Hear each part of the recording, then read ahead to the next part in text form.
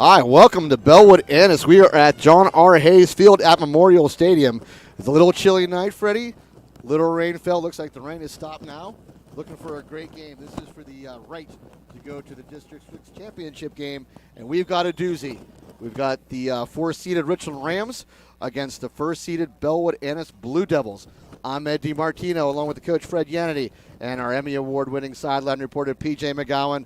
Welcome. Glad you all can join us. And Freddie, I mean, what else can be said? This is just one of those games that should be a big banging game and should provide a lot of entertainment tonight. Should be. It's going to be a great night for football here at Bellwood. And John R. Hayes was a long-time coach. I have to get this in while we're introducing everything here. A long-time coach at Bellwood, many years. I can't say exactly how many, but he had quite a winning record here. The last time Richland played on this field, I was actually still on the coaching staff, and we played them the 10th game of the year. We were both 9-0. We set up a match there which was really tremendous, and we did win the game, but I can't remember the score. I know it was close. I asked Coach Bailey about it, and he couldn't remember the score either, but it was like 10-7 or 12-14, whatever. But it was a great game, and here we are back. Very nice facility. Beautiful. We'll get those conditions in just a minute, but Freddie, we got to talk. We're going to talk Bellwood-Antis here. Bellwood-Antis the ball is going to go through one gigantic running back. Right, we have number 20, Zach Mallon. I got it right. I mispronounced it earlier. It's Zach Mallon, number 20, who's a big, fast running back, 6'1", 185. He's been timed in the 40 at 4.4. He does have 844 yards rushing this year, 109 receiving yards, and 19 touchdowns. So he is quite the dominant force. The whole show is led by their quarterback, number 7, Zach Pellegrini. He doesn't throw the ball very often. They only have 6 touchdown passes all year. So really the threat of a rush of a pass is really not there. So we have to concentrate, our focus on stopping that running game. Defensively, they have 2 pretty good linebackers. Number 52, Dominic Caracelio, 220-pound linebacker, defensive end, and number 81, Cooper Keene, 6'3", 190-pound linebacker. They've been leading the defense all year for Bellwood. They are 6-0, and they are ranked number 1 in the district, and we're ranked number 4. We're number 4. Yeah. And in the state, we're ranked a little bit higher than 4, though. How's that work out? Well, probably just by your schedule, Freddie. Oh, by the schedule. It goes by the schedule. In the state, we're either 2 or 3. Yep. So this is a big game, for both teams. Bellwood-Antis is 6-0. They've beaten Northern Bedford, Everett, Glendale, Williamsburg, West Branch, and Bald Eagle area. They rush for an average, listen to this, of 314 yards a game. They only throw for 74 yards a game. 34 touchdowns, most of them on the ground. Defensively, they've given up only 8 points a game average this year, and they have 10 sacks. So their defense has really been quite formidable. On the other side of the ball, we know a lot about our Richland Rams. Just a snapshot here, 259 yards rushing a game, 161 yards passing. And we talked about how that Coach Bailey's a little bit upset about that because it's the exact reverse of what it's been the last 2 or 3 years. We've scored 42 touchdowns compared to their 34, and it's a pretty good matchup. But I think the key to this, obviously, is going to be stopping the running game of Bellwood-Antis. And defensively, we've been pretty good at that. We've given up very few points this year. We've given up only 13 points on average per game. So that's pretty good. Bellwood, on the other side, has given up only 8 points average per game. So it could end up being a slugfest here. And Bellwood's what they need to do, obviously, is control the football, keep it away from Richland's potent offense, and score points, and then play good defense. And it could be an interesting night, buddy. Yeah, I think the key to the game for Richland is going to be they want to get off to the quick start, Freddie. They're going to want to put points on the board because if Richland can somehow get let's say a 3-score lead, very tough for a team like Bellwood who does not have the down the field threat of passing the ball to get ahead and then eat clock and try. They're gonna have to stay in this game, and that's what they're gonna want to do. They're gonna want to control the ball, score when they can. They can't let Richland go up 3 or 4 scores. No, Bellwood has just a bad position. They have to play a pretty much perfect game. Bellwood, avoiding penalties, playing good special teams, The conditions don't really look like they're going to be a factor, do they? Yeah, we're going to head down to P.J. McGowan on the sidelines now, who's there on the field. P.J., the field looks great. This is a grass field. We don't see many of them throughout the year. This one looks fantastic, given the amount of rain we've had, and it looks like the wind's died down. So you can tell us what's going on out there. Yeah, no, Ed, the field is actually in great shape for being a grass field. Also for the ability of it having all the rain and precipitation we've had in our region the past few days. It is misting right now. Winds are died down. It's a little breezy, not bad, but cooler temperatures than this team has seen for quite some time. So, fortunately enough, those conditions are for both teams, not just for Richland. So, let's see how it turns out. But definitely the advantage of playing on grass is the Bald Eagle. Richland's a conditioned turf field team. Here we go. We got some people from Richland here who have been making the headlines in the Tribune. Hot off the gridiron, the statistics they put in the Tribune every week.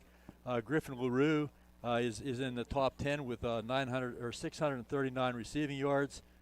Graydon Lewis is also in the top 10 with 639 rushing yards. Kellen Stahl is third in passing with 1,015 yards.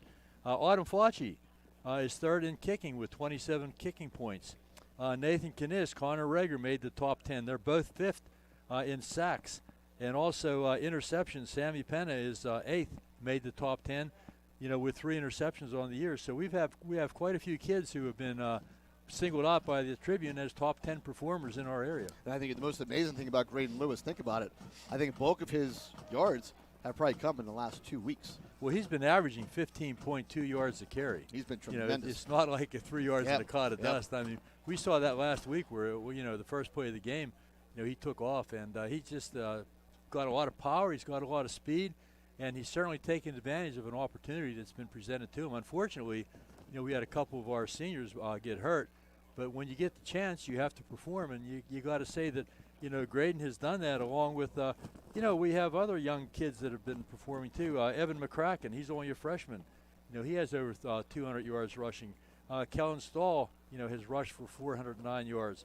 Griff LaRue, Sammy Penna, Ryan McGowan, Jordan Ford. That's one thing that makes Richland such a dangerous team. There are so many weapons on the field at one time that it's hard to defend the whole field. And Brandon does a great job. Coach Bailey does a great job spreading the ball out, making the defense defend the whole field. So this is a District 6 playoff game. That's why things are moving a little bit differently on the field tonight, aren't they? And Richland did win the toss, decided to defer. So Richland will be kicking there in their white tops with the red pants. And the the Bellwood-Antis Blue Devils are in the blue jerseys with the yellow pants. Numbers are very easy to see tonight, which I love, Freddie. We should have no problem picking up these numbers. And it looks like they have 3 men back here for Bellwood, led by number 20, Zach Mallon. He's the big boy, 195, 4'4" sprinter. We have to keep an eye on that young man. And on to kick it away is going to be number 4, Cullen O'Dowd. And it'll be underway. Right at 7 o'clock, Coach. Ball picked up about the 20-yard line. Taken out to the right side of the field. Some yardage over the 40-yard line. And hit out of bounds close to the 50-yard line. That was number 30, Connor Gibbons. And as I was telling you, Coach, I think this is the problem for Richland. We've seen it over the past few weeks. We do not have a great kickoff game. We've been giving up these big chunk yardage plays. Richland is trying to put the ball somewhere in that little soft zone. Ends up being a pop-up. The kids are able to really basically get a running start and go. So great field position to start by the Blue Devils. Coach Ron Hobbs can't be happy, his special teams coach. He does a great job with those guys. We'll talk more about that in a minute. We got the first play coming up here. All right, so Pellegrin in the gun, flanked by Mallon. Pellegrin going to be back to throw. Throws over the middle, ball knocked away. Nice cover there by Griffin LaRue. Your intended receiver was Zach Mallon. See, there you go. We just talked about how they like to run the ball, run the ball, run the ball. First thing they do is come out with a pass. You have to make Richland respect the fact that they can throw the football. You can't just run all the time. So they just came out throwing right off the bat. Just one more comment on that kickoff team.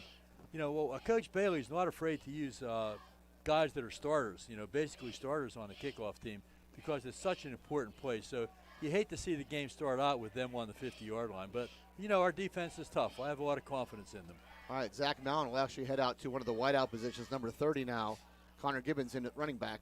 Pellegrin will keep it himself as he tries the middle, and then bounces out to the left-hand side. Able to turn the corners, gets over the 45, pushed out of bounds at the 40. So nice run by Zach Pellegrin, pushed out of bounds by Griff LaRue. Nice block by number 38, Nick Pianic. He's a fullback, middle linebacker, senior, and he did a nice job, which allowed the quarterback to turn the corner and pick up some good yardage. So, that's an important factor. That's a well-coached team when everybody's doing their job. Some guys, if they're not involved, they like to take a play off. Well, he did not. 38 really sprung that play. It was Nick Plank. Ball spotted at the Richland 41-yard line. First possession of the game for the Blue Devils. 11:38 remaining here in the first quarter. Pellegrin in the gun. Pellegrin going to pitch it out to the right side. This is Zach Mallon, who tries the right side. Tripped up as he gets over the 40-yard line. We'll see where they spot this ball. Keep an eye on 38. He did it again, Ed. Instead of sealing the guy on the outside, he pushed him out and allowed Mallon to turn upfield. But 38 apparently does a heck of a job blocking. All right, so a 3-yard pickup down to the 38-yard line. Bring up 2nd and 7.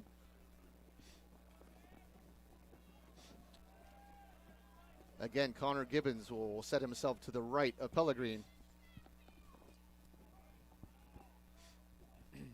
In motion goes Mallon across the right of the formation. Hand up, straight up the middle to Connor Gibbons, who gets taken down. I'm not sure if he got to the 35-yard line. Spotted at the 36. Going to bring up 3rd and about 5. Right, 3rd and 4 or 5 yards. It's a big play, obviously, this early in the game. They're gonna. I'm sure they're gonna go for it if they don't make it. With 2 downs to pick up 4 to 5 yards there. It looks like the nose of the football will touch the 35, so we'll call it a 3rd and 4. Very similar to Richland's offensive spread. As Pellegrin goes back under the gun, Gibbons will remain in as the running back to the right.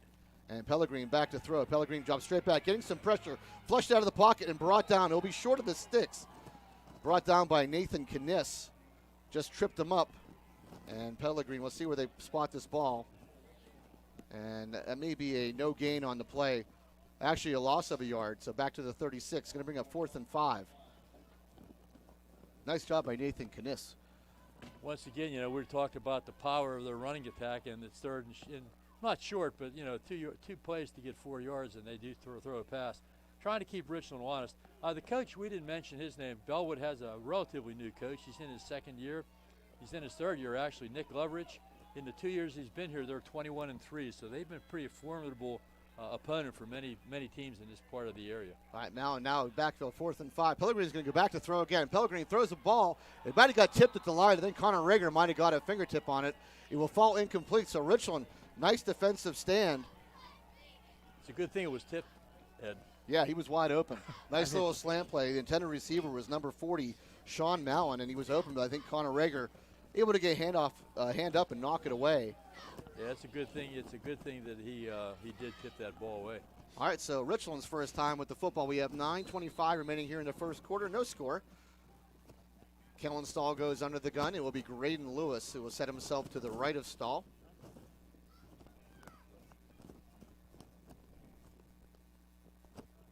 And it will be a handoff to Graydon Lewis, who is able to bounce off as he gets the left side. He's over the 45-yard line.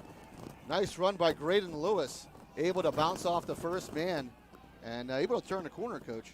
He's a tough runner. It looked like he might have been stopped, and he does that spin move. And he's a hard guy to bring down. He's going to get yardage when it doesn't look like he should, but he still does. So it's a pretty impressive run. Good way to start the game. So Graydon Lewis able to pick up 10 as the ball comes to the 46-yard line of Richland.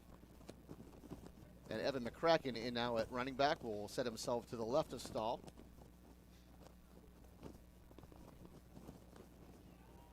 Now McCracken will shift to the right.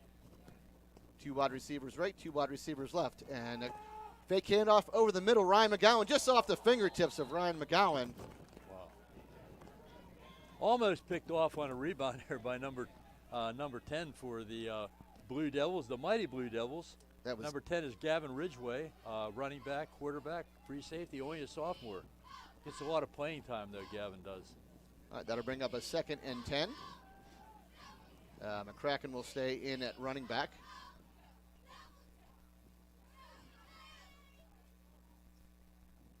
Stahl will check the play to the sideline.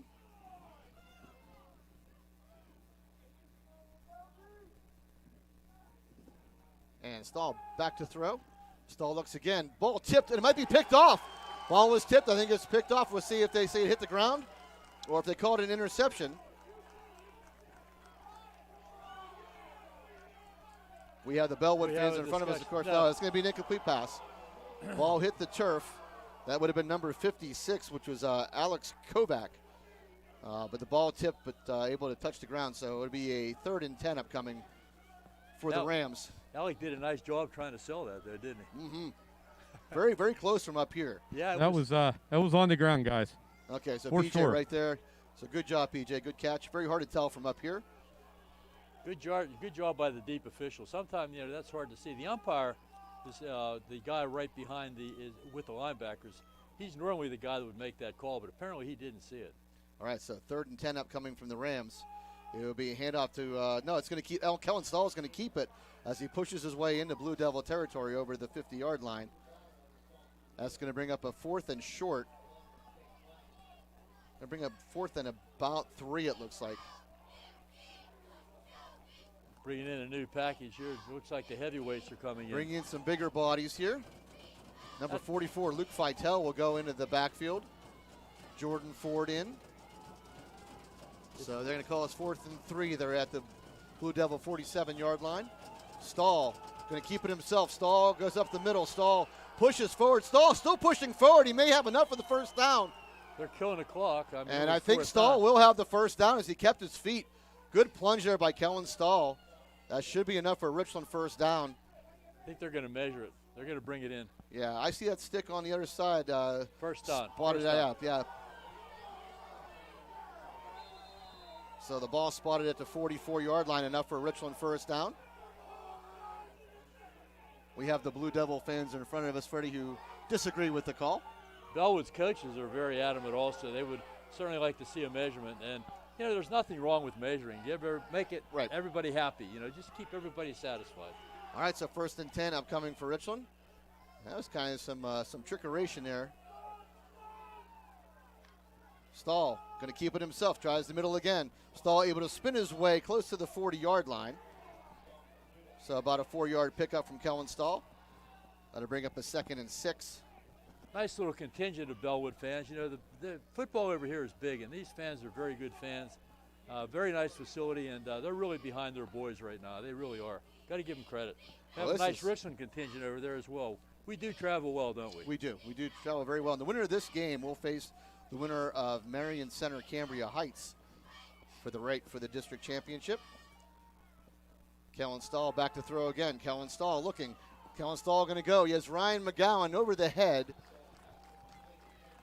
So Richland unable to complete a pass so far, but keeping the ball on the ground, making some progress as they are at the Bellwood 40-yard line.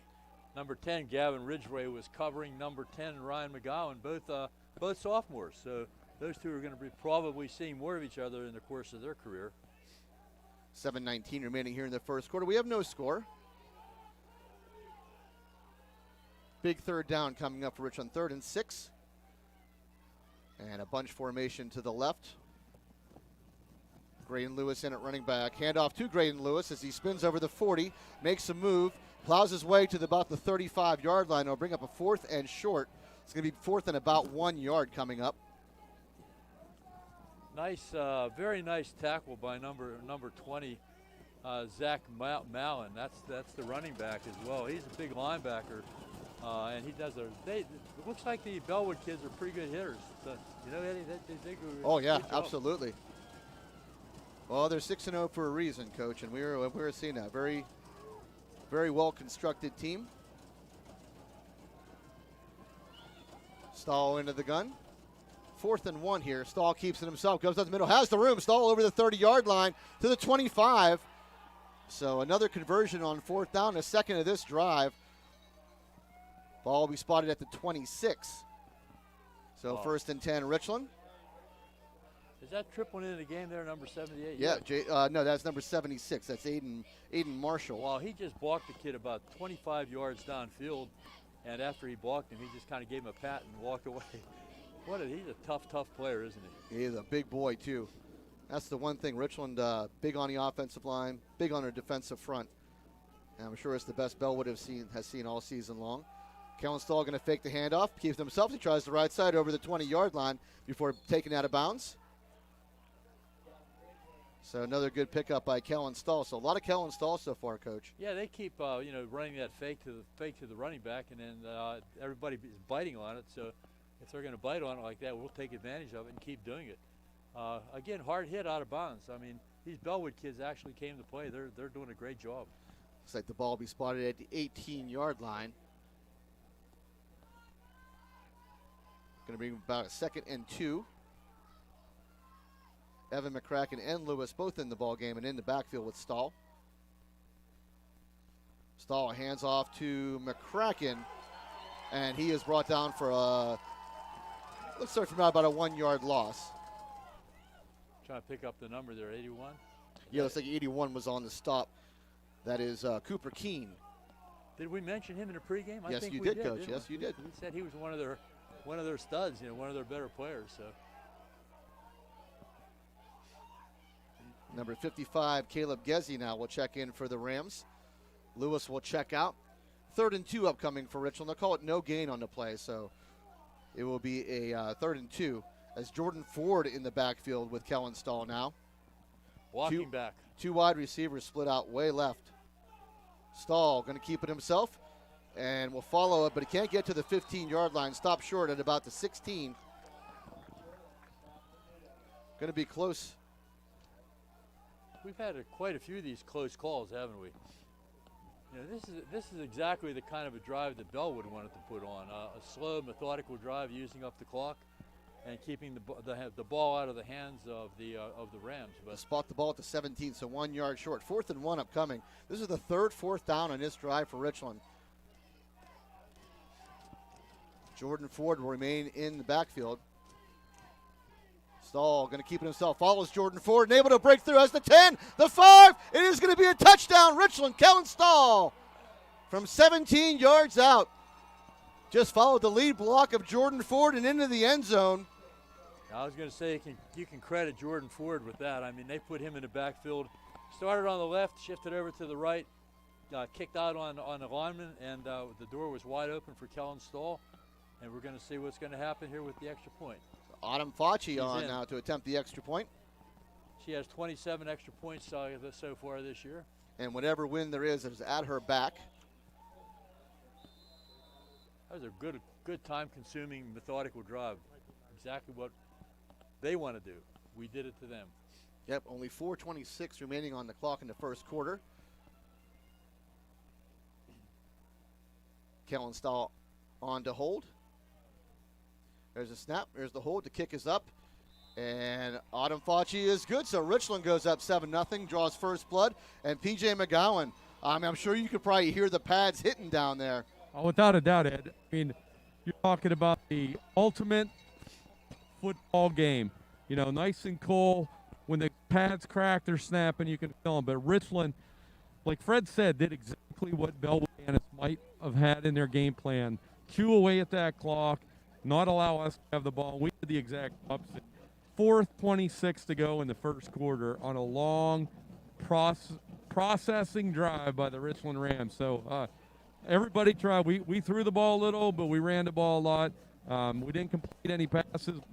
That's to come in this game. That run game will open that pass, but great effort for the line and the offense. Absolutely, and we had 3 4-down conversions on that drive.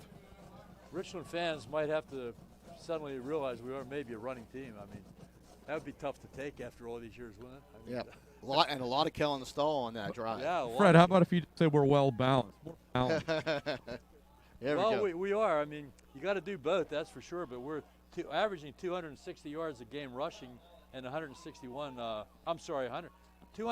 yards a game rushing, 160 yards a game passing. So it's okay, whatever it takes. We have one loss, and we're hoping to be in the district finals next weekend. So you can't argue with success, that's for sure. Coach Bailey's philosophy: take what they give you. Hey, and this is the dirtiest our uniforms have ever been, and it's only four minutes to go in the first.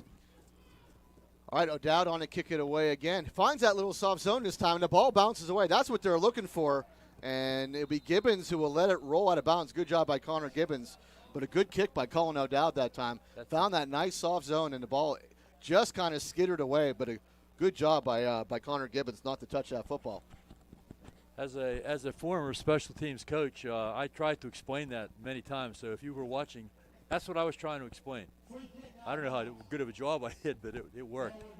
And it went out of bounds. So, you know, the kid made a smart play, but it was dangerous, too, because once it's laying there, it's a free ball. All right, so second possession here for Bellwood. They're at their own 35-yard line. Richland leads 7-0 with 4:26 remaining here in the first quarter. Pellegrin under center now. And it will be a handoff up the middle. And a good surge as the ball is brought out to the 40-yard line. So a 5-yard run on first down. Hard to get a number on that one, big pile of people. That wasn't 38. So number 38 on the carry. That's Nick Plank. 38's the young man who was doing all the blocking for Bellwood in the first series. He did a good job blocking, so they gave him the ball that time. He did a nice job, straight up the gut. All right, 2nd and 5 upcoming now for Bellwood. They spent most of the first drive in the shotgun. This time they're going under center. Pellegrin going to pitch out to Mallon on the right side. Mallon turn the corner.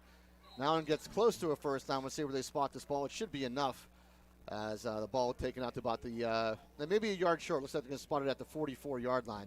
Once again, a nice job of Richland's defensive alignment there, not allowing him, sealing that corner, not letting him turn too far upfield. He did gain 4 yards, but the kid is quick. You can see the speed there. He has a little bit of a burst to him. And he's a big boy at 6'1". 195?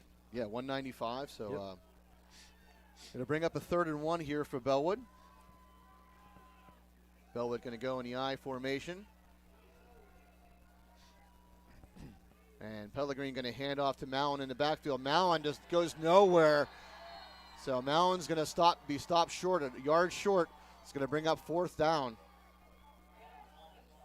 See if they can respond the way Richland responded. I think they're bringing in their punt team. It appears to be a wholesale change. Wow. That shows a lot of respect for Richland's defense, the fact that they're punting the football. It's a little early. Maybe it's also a little bit early to gamble. Looks like Zach Mallon is their punter. We're going to run the clock down here. Clock at 3:35 right now. We have something going on. We can't hear what the officials say.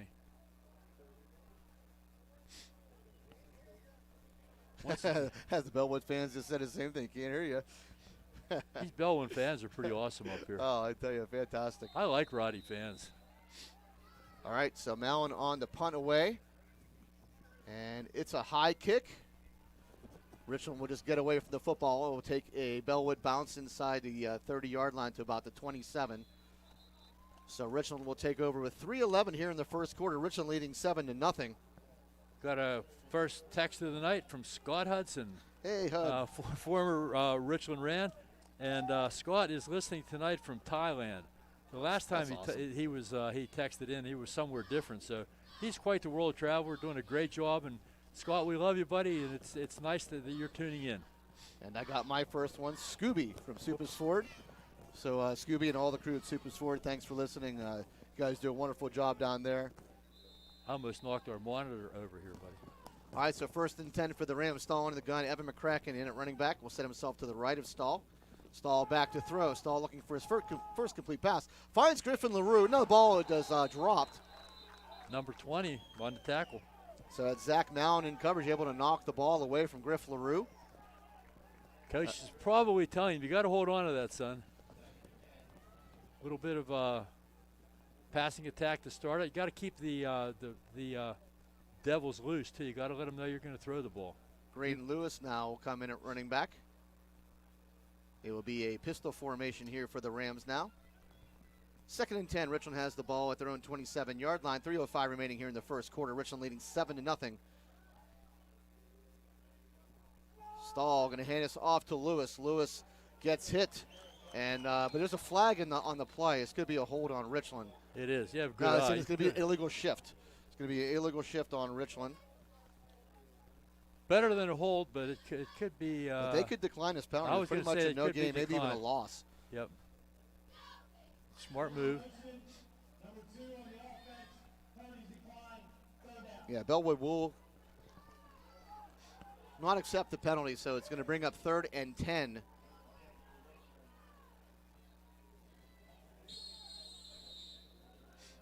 No deep safety here for Bellwood.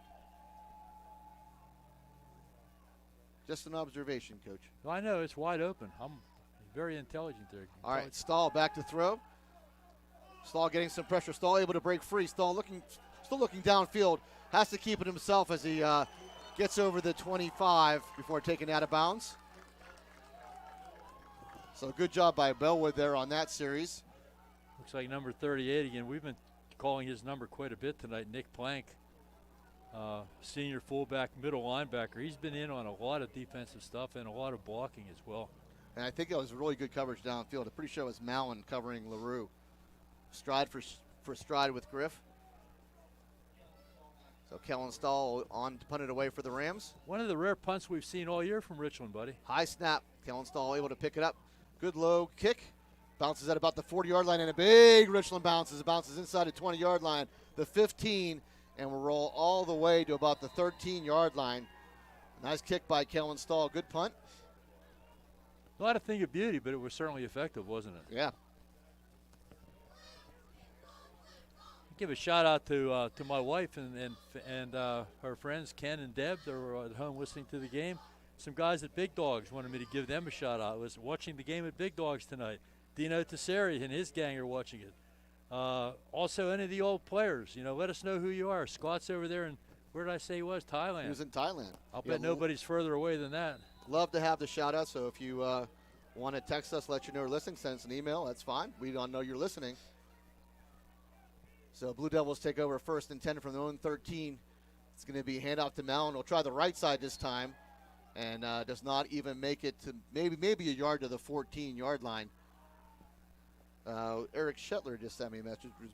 Griff LaRue's mother wants me to send a shout out to Griffin's pappy Jerry, who was still recovering and watching at home, along with Grammy Heidi, Uncle Ben, and Uncle Zach. There you go. Good job. Bernie, his fans listening too. Remember Bernie? Yeah, I love Bernie. Bernie's kids all played for me, and they did a great job. And Stephanie went to Duke on a volleyball scholarship. Yep. So glad you're with us, Bernie. All right, 2nd and 9 upcoming now for the Blue Devils. Mallon in the backfield, pitch to Mallon, and Mallon will try again. Again, Richland right there, and that is Nathan Kniss right on a stop.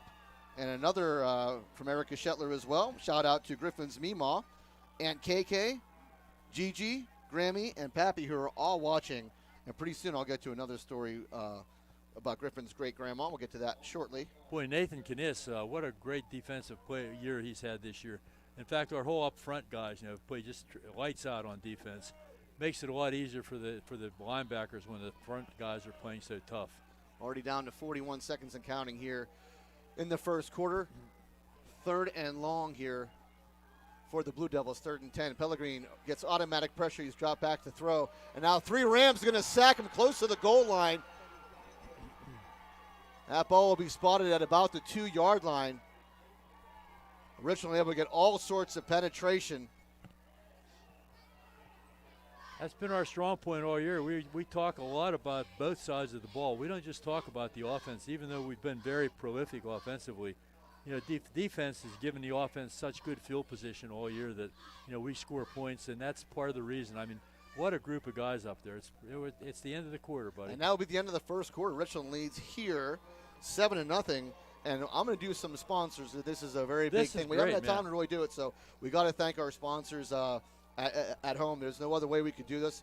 Can't thank Roseburg Media enough. We want to thank Precious Metals and Diamond Company, Chan Soon Shong Medical Center, Best Window and Door, Blade Broadband, Rizzo's Italian Restaurant, the Fifth Bar and Grill, which is formerly the Alibi, Wayne Langerholk for Senate, Advanced Office Systems, Dean Jordan Goodyear, Ponchione Financial, Cardellino Eye Care and Optical, EcoSafe Sanitizing, Nico's Restaurant, Johnstown Construction, FWF Insurance and Erie Insurance, Pinnacle Chiropractic Spine and Sports Center, Flair Country Catering and Event Planning, Sporting Good Discounters, FX Screen Printing, DB Homes, Slovenian Savings and Loan, Trawler Insurance, which is a family company which has ties right here to the Laurel Highlands, and a new sponsor, Klein and Kimlin CPAs.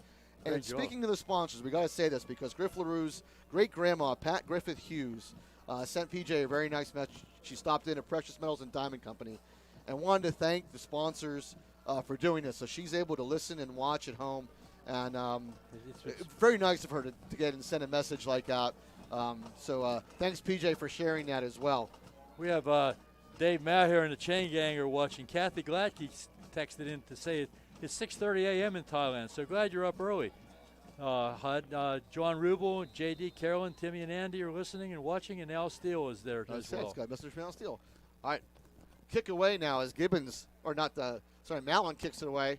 Nice punt as the ball rolls over the 50-yard line and into who's our deep guy? Bellwood territory. Nice kick at the 48-yard line. Richland will take over 1st and 10. Who was the deep guy there? Number 2. Usually it's Kellen Stoll as our deep man. Yeah, that's who it was. And he just kind of let the ball go, which was actually a smart move. I mean, we're going to have great field position, so why take a chance trying to pick it up? So we're in really good field position here on a 50-yard line, and see what we can do here. Nice kick by Mallon. That ball was the snap from his own 2-yard line. So good kick from the end zone, and Richland will take over at the 48-yard line. 1st and 10. They lead here 7-0 with 11:57 here before halftime. Empty backfield. Richland yet to complete a pass. Sam Penna will go in motion to the right side. Stahl back to throw. Stahl looks and finds Penna. Penna able to get back basically to the line of scrimmage. So the first completed pass will go for no yards. Nice hit. Who was that hit him? I can't. You got better eyes than I do. PJ might be able to pick out that number on the field more than we could. I believe that was 22. 22, a nice stick. That was Ty Noonan. Yeah, Ty Noonan, senior defensive cornerback. These Bellwood kids, they hit pretty well. They do. Yeah, doing a very nice job here so far. I said that was the first completed pass of the night for Richland. It goes for 0 yards. Graydon Lewis now in the backfield. It will be a fake handoff, and Kellen Stahl will keep it himself. Kellen Stahl able to get into Bellwood territory to about the 46-yard line. They really had a lot of respect Bellwood has for Graydon Lewis, and they should. I mean, he's had 3 or 4 big games in a row, so they're keying on him, and we're taking advantage of it by faking it to him and Kellen keeping the ball himself. It's been the most effective play of the night so far for Richland. It's just Kellen Stahl running. So it brings 3rd down, and it looks like about 4.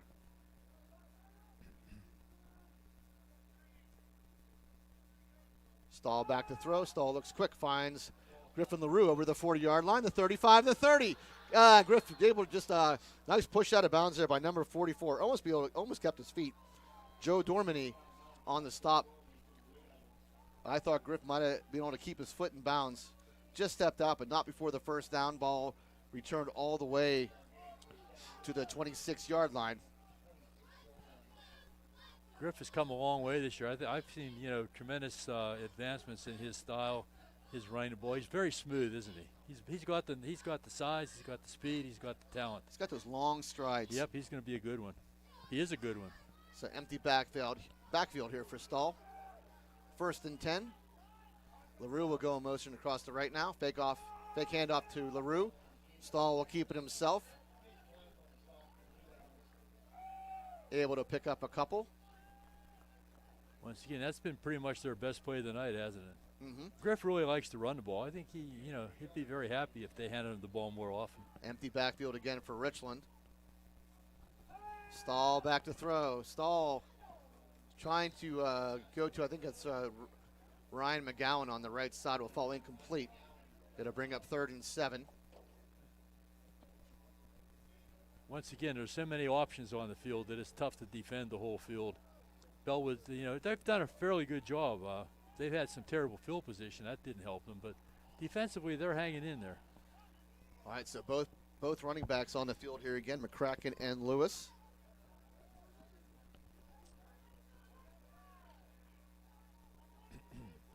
Third and 7 for Richland. It'll be a pitch to Graydon Lewis. who gets close to the 20-yard line before he's brought down. So maybe a 2-yard gain. Going to bring up 4th down and about 5. Another 4th down. They had 3 conversions on their first possession, which ended up in a 17-yard run by Stahl. 4th and a little bit further this time, 5 yards. Yeah, so 4th and 5. Watch for the freeze play here, perhaps. What do you think, Coach? Yeah, they haven't tried all night, so this could be the time to do it. McCracken to the right is Stahl. Penna going into motion to the right. And a pitch off to Penna. Penna has to keep it. I think they wanted to throw back. Penna able to keep his feet, but brought down from behind. Loss on the play of about 4. And Bellwood will take over the ball. Is that number 11 or number 10? Number 10, Gavin Ridgway. Yep, he was he's all fired up, and he should be all pumped up. Nice play. He's a sophomore, free safety, making a big play. So Bellwood does hold. That's the first time the 4th down has not worked for the Rams. All right, so Bellwood takes over at their own 25-yard line. 9:26 remaining before halftime. Richland leading 7-0. Dominic Bethman checks in the game for Richland. That's 5 yards. That's a big 5-yard penalty. I mean, that's against Bellwood, and that hurts because 1st and 15 is a lot harder than 1st and 10, obviously. Yep, pre-snap penalty. Yep. False start.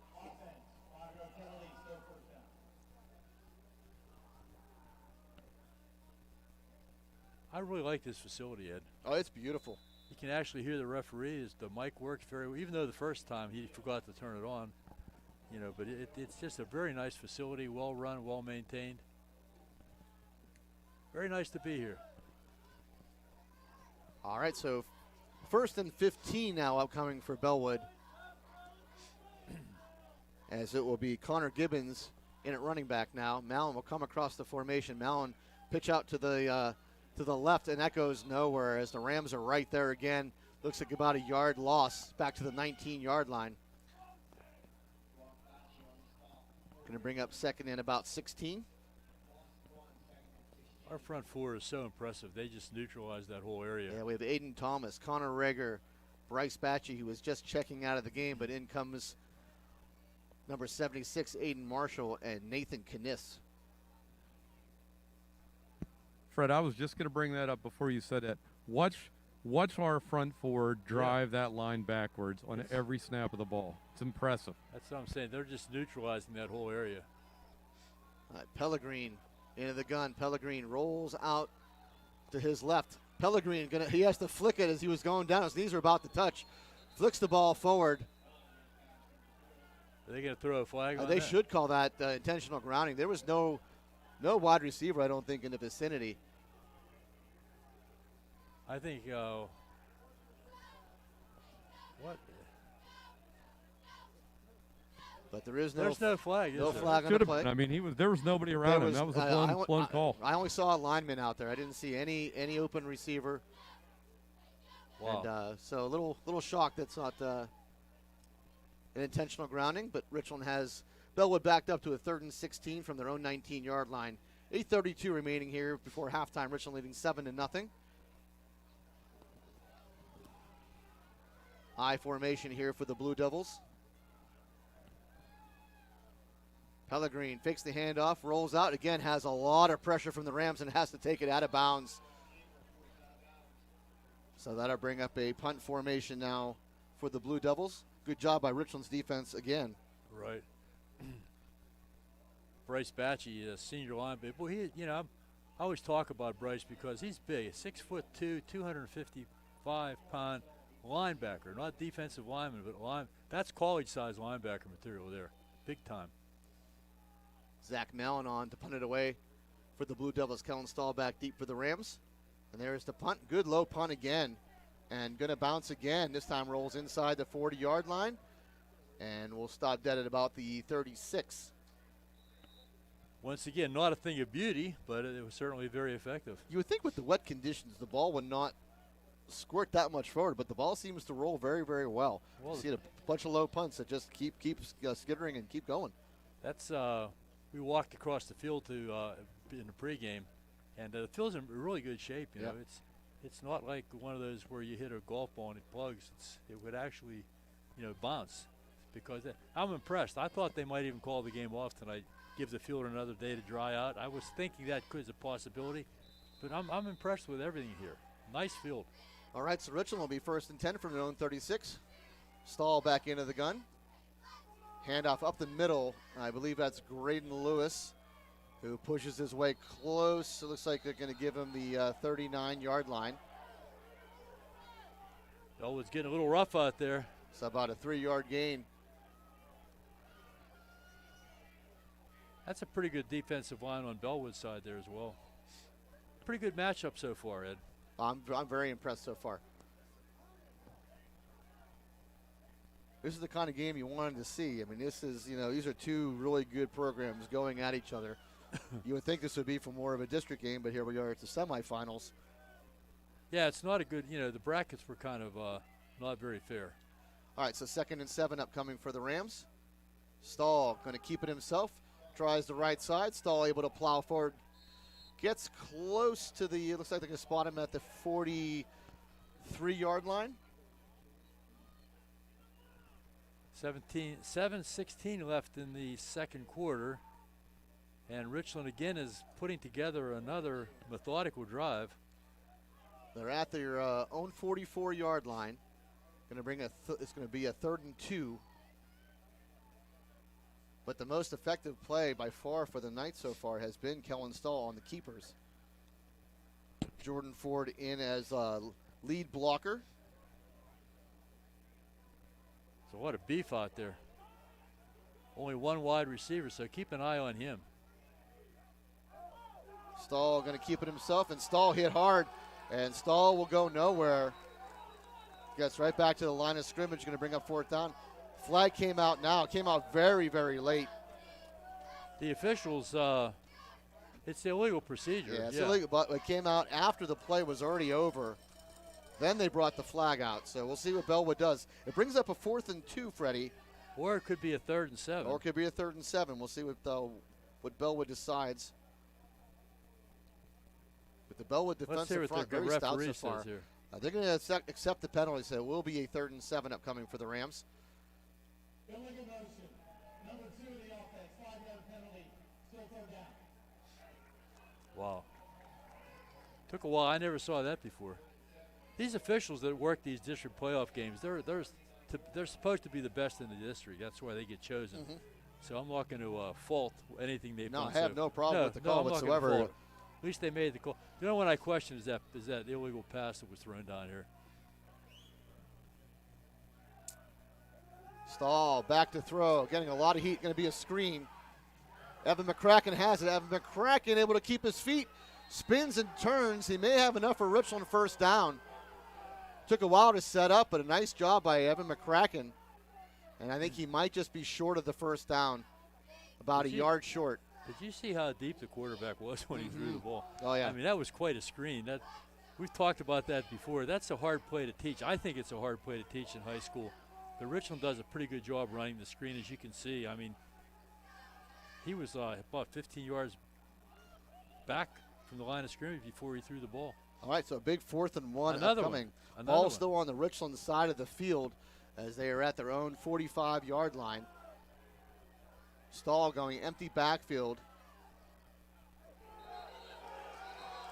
And they're going to call timeout Richland. So Richland will go ahead and call a timeout. Fans wanted another illegal procedure.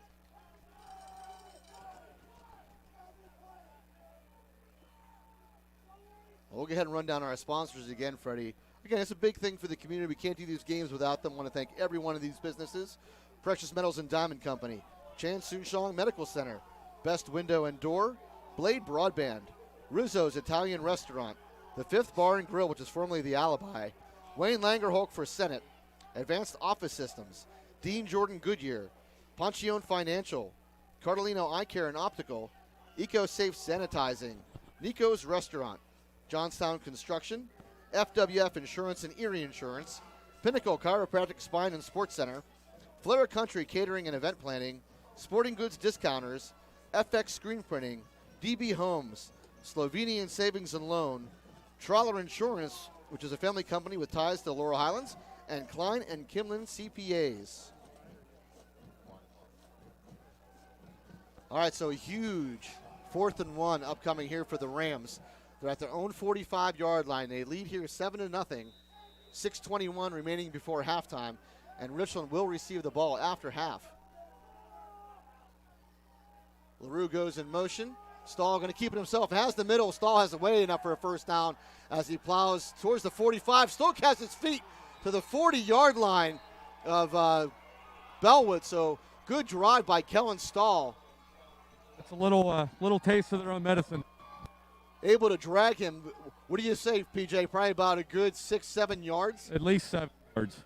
Somebody's got to get down on the legs. You know, that's what happens when everybody's piled up around the shoulder pads. Yep. You know, we have strong kids, and they're not going to get down by that. You got to get somebody down by their legs. All right, so big first down by Richland. That's their fourth down conversion so far in this ball game. Stahl rolls out to his left. Stahl looking. Stahl going to tuck it. Stahl upended as he gets close to the 35-yard line. They threw a flag on the play. Going to be a holding on Richland. Oh, boy. Number 22 for the Blue Devils, Ty Noonan was the young man who made the tackle, a senior cornerback. And we have a big penalty against the Rams from the spot of the foul. It's going to be from the 40-yard line. There was a lot of activity on the corner there. There was a bunch of Richland guys sealing the corner. They're going to bring this ball way back. Ball going to be spotted at about almost midfield. It will be spotted at midfield. Well, that's about right, 10 yards from the 40. So it was on the corner, you know, which enabled Stahl to get to the corner. I'm not saying I saw a holding, but that's why they called it illegal hands to the face. I thought it was the holding symbol more than it was hands to the face. Yeah, maybe these, yeah. 1st and 20. It should be 1st and 10 here for the. No, it's 1st and 20. Sorry, they got to get to the 30-yard line for the first down. Stahl going to hand off to Lewis. Lewis, a little spin move as he gains about the looks like the 48-yard line. Bellwood has done a good job shutting that play down. I mean, that's been a big play for us, that little quick dive inside to Lewis. Picked up a lot of yardage the last couple weeks on that play, but they've done a pretty good job shutting that down. Able to pick up 3, going to bring up 2nd and 17. So big penalty by the Rams, pushes this ball all the way back. 2nd and 17.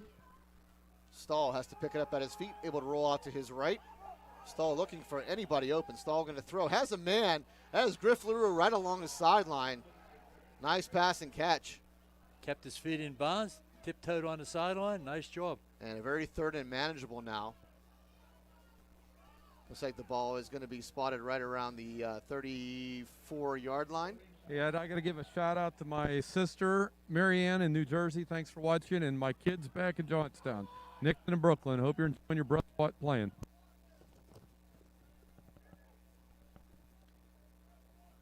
All right, so 3rd and 4 upcoming for the Rams. Stahl in the gun, empty backfield. Griff LaRue will go across the formation to the left. Stahl going to keep it himself. Stahl able to, looks like he has enough for a first down right at the 30-yard line. That motion and then and running the ball has really confused the Blue Devils. They really pay a lot of attention to that motion guy. Yeah, Griff came across the back of the formation to the left. He really hasn't been, you know, the guy. Stahl's been the guy. They need to start paying attention to him. Our little shout out here to Griff LaRue, a.k.a. G-Man, from Dad, Kier, Rue, TT, Nona, Pap, and Carmen. And this is going to be a pitch out to LaRue. LaRue over the 30-yard line to about the 25. We have a block in the back, I believe. Yep. Block in the back. These fans up here, they're really good officials. You know that. They see everything on this side of the field, these fans. Actually sounds a lot like our fans when we're hurling your field. I like them. I do too. I love it. I'm not complaining. I think they're great fans. They're very knowledgeable. They're able to pick that one right off the bat. We had some fans in front of us last week at home. Mm-hmm. We had, I think Mike Marshall was right in front of us. Yeah, he's a quiet guy. So you know, he doesn't say much. No. I think I heard Ron Fresh. Yeah, he doesn't say much either. Oh, and we got to say hi to Linda Horn. Linda Horn is probably at home watching. So Linda Horn Always got to give her a shout out. All right, so 1st and 15 upcoming for Richland ball at the Blue Devil 35-yard line. Lewis in the backfield with Stahl. Stahl going to be back to throw. Stahl going to throw in the middle. Has a man, and that's going to be a touchdown, Richland. Sam Penna right down the middle. That's the pass Richland's been looking for all night. Sam Penna right across the middle, 35 yards from Stahl. You know, Ed, you were talking earlier. You made a good point about no safety being back there. And that center of the field has been open all night. And that time you had 2 receivers on one side, somebody clearing the area, and Penna breaking across the middle wide open. And we're in for another kick. Is that what we're? No, I think Richland's going to go for 2. Well, we're going to try to make it a 2-point. Oh boy. Yeah, Richland going for 2. Little strategy, I'm sure, for Coach Bailey. Every yard's been tough to come by, so a little surprised, but Richland going to go for it on 2 for 2. Sam Penna will take the pitch, and Penna has nobody. Penna keeps looking. Penna is going to throw it now. Has Stahl in the end zone, and there is the 2-point conversion. So Sam Penna did a great job keeping the play alive. That play was set up from the beginning. Yeah. He was tossed to Penna, throw back to the quarterback. He wasn't open. Just be patient, get open, and there it is. That makes it an interesting game, though. Yeah. Interesting game. P.J. McGowan, here we go. Richland up 2 scores. Oh, without a doubt. That was textbook Richland there. Flooding the plains, shooting the gap in the middle. Like you said, Fred, it was wide open. So, they're going to be covering. As soon as you perform a few of these plays, they make those plays happen. That's going to give a whole new care in the Bellwood's defensive coordinator's mind. So, those are the type of things you need to open up different play routes in the second half. So it's a great win, great score for Richland, 15-0, and 4 minutes to go in the second. Yeah, this is not what position Bellwood wanted to be in, Coach. Find themselves down 15-0. There is still 4:08 remaining before halftime. So far, really, Bellwood has not been able to find anything offensively. You talked about that earlier. A team that likes to run the ball, that doesn't throw very much. They get a couple touchdowns behind. It kind of screws up their game plan. Although there's still a lot of time here, and they're not going to diverge from their game plan. They're Absolutely really not. Fred. Absolutely. Yes, sir. Tyson used to always say everybody has a plan until they get punched in the face. The plan is still in effect right now. We're not changing our plan yet. I can see the Bellwood coach. We can still do this. But that's a good comment. I love that comment. All right, Cohen O'Dowd. Speaking of getting punched in the face, did you see Cody Law from Forest Hills? I heard he had a great fight. Yeah, Cody Law. He was what's that? MMA. Yeah. MMA. He won his first match of his career. So good job, Cody. All right, O'Dowd to kick it away. O'Dowd, ball picked up right around the 25-yard line. That is Mallon. Mallon over the middle. Mallon over the 40-yard line. That's that kick you don't sorry, like. That's number Ed. 10. Excuse me, that's number 10. That is Gavin Ridgway. No, I'm not a big fan of that That's the kick kick. you don't like. No, right to him, right? Right. Well, see what they've done. They know what we're trying to do, so they're just adjusting to it, and we need to readjust back. So good field position for the Blue Devils at their own 40-yard line. 4:03 remaining before halftime. Richland leading 15-0.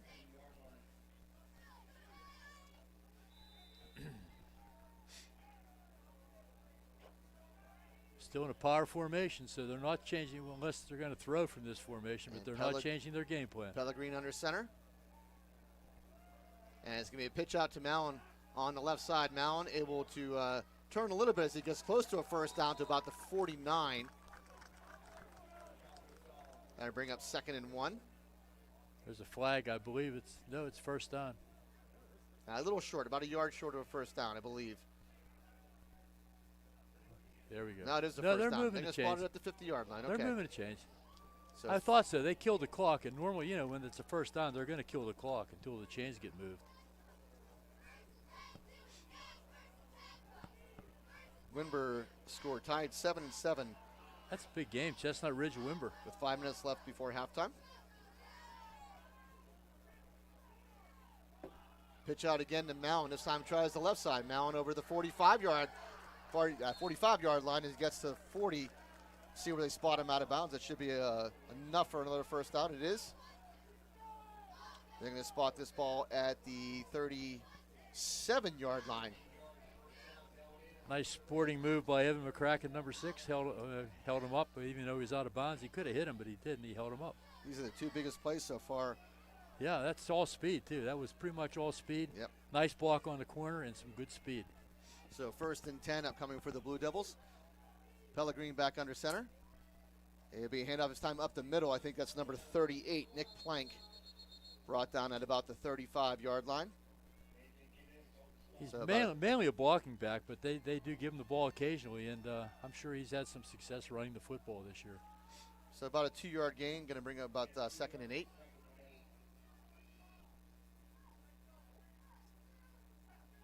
You can tell the field's in good shape. The uniforms are still clean. Yeah, it's fantastic. Yep. Very impressed here. John Good thing R. you guys. Hayes Field. Good thing you guys see numbers because I see a whole lot of dirt down here. All right, Pellegrin back under center on 2nd and 8. Hand off to Mallon. Mallon this time keeps his feet and goes over the to about maybe the 32-yard line, maybe the 31. Little bit of a lead back action there. Number 54 for the Rams. Who's 54? Nathan Kniss, of course. Gets the 32-yard line. Going to bring about 3rd and about 4.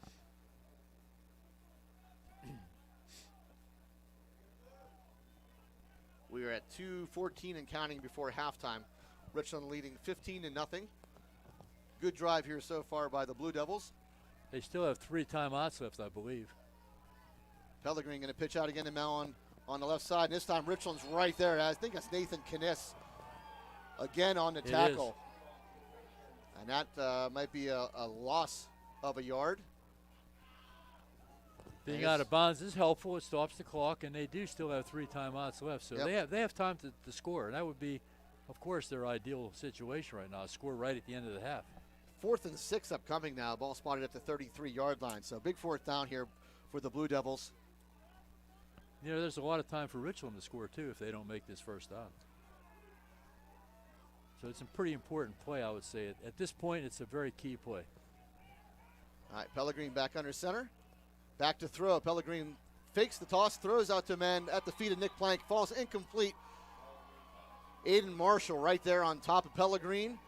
And McCracken was in coverage, and Richland will take over. It's another big 4th down stop by the Rams. A lot of time left. We have 2 timeouts, and there is 1:42. Why is the clock running? That's right. The referee is coming out saying, oh, you need that's to stop not right. the clock. They need to put some time time on. They'll on. have to reset this back. Yeah, that's not right. That a lot of time ran off that clock that should not have run off the clock. Right now they have it at 1:41, and I don't think they're going to reset it. Well, they should, but they're not. I'm not going to comment, but They're saying that they put time on it. It seems a little low to me. Okay. They did.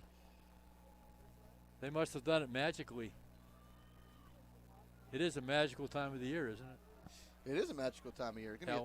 Halloween. And it's going to be a blue moon tomorrow. We're going to have the full moon. And don't on forget Halloween. to turn your clocks back right? tomorrow night. Yeah, tomorrow night at 2 Clocks a.m. Make back. sure you put it back an hour. And it's 6:30 in Thailand. 6:30 a.m. in Wow. Thailand. There we go. 152, guys. All right, back There to we go. 152. Now there we okay, go. we're better. All right, so Stahl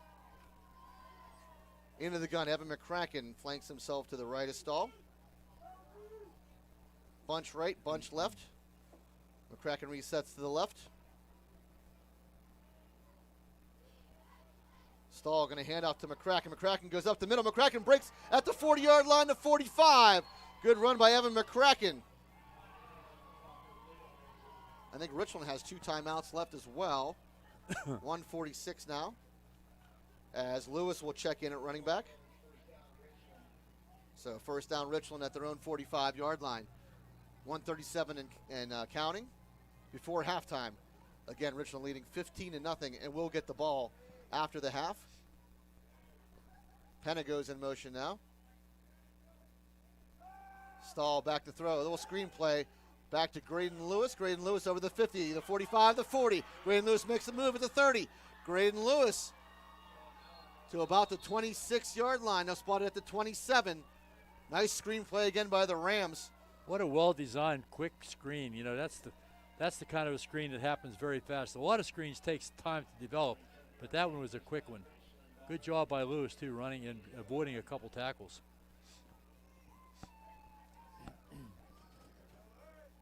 So 1st and 10. They'll spot the ball. It's at the 28-yard line is where they spotted it. Flag on the play. Somebody must be in the neutral zone. No, they're calling a false start on Richland.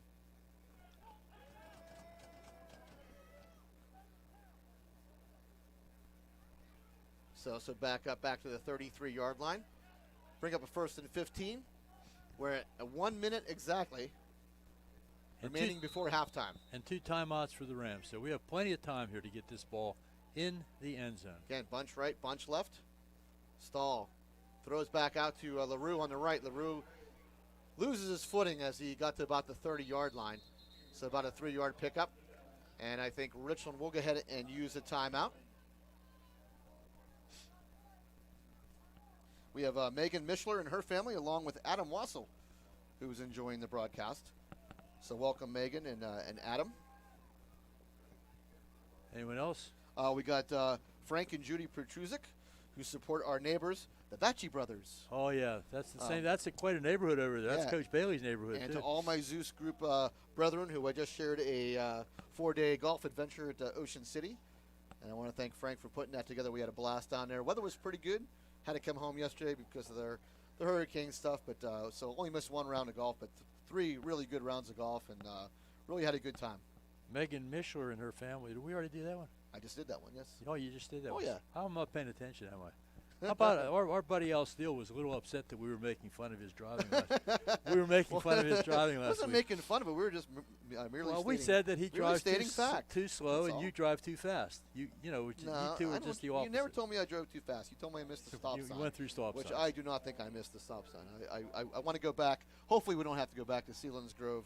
Yeah, well, That's a long ride. But let's- if I do, I want to see the alleged stop sign that I went Let's through. take care of District 6 first here, starting with tonight. Yeah, that's a big game. 15-0, Richland leading. We're at 45 seconds remaining before halftime. 2nd and 12, Richland going empty backfield here.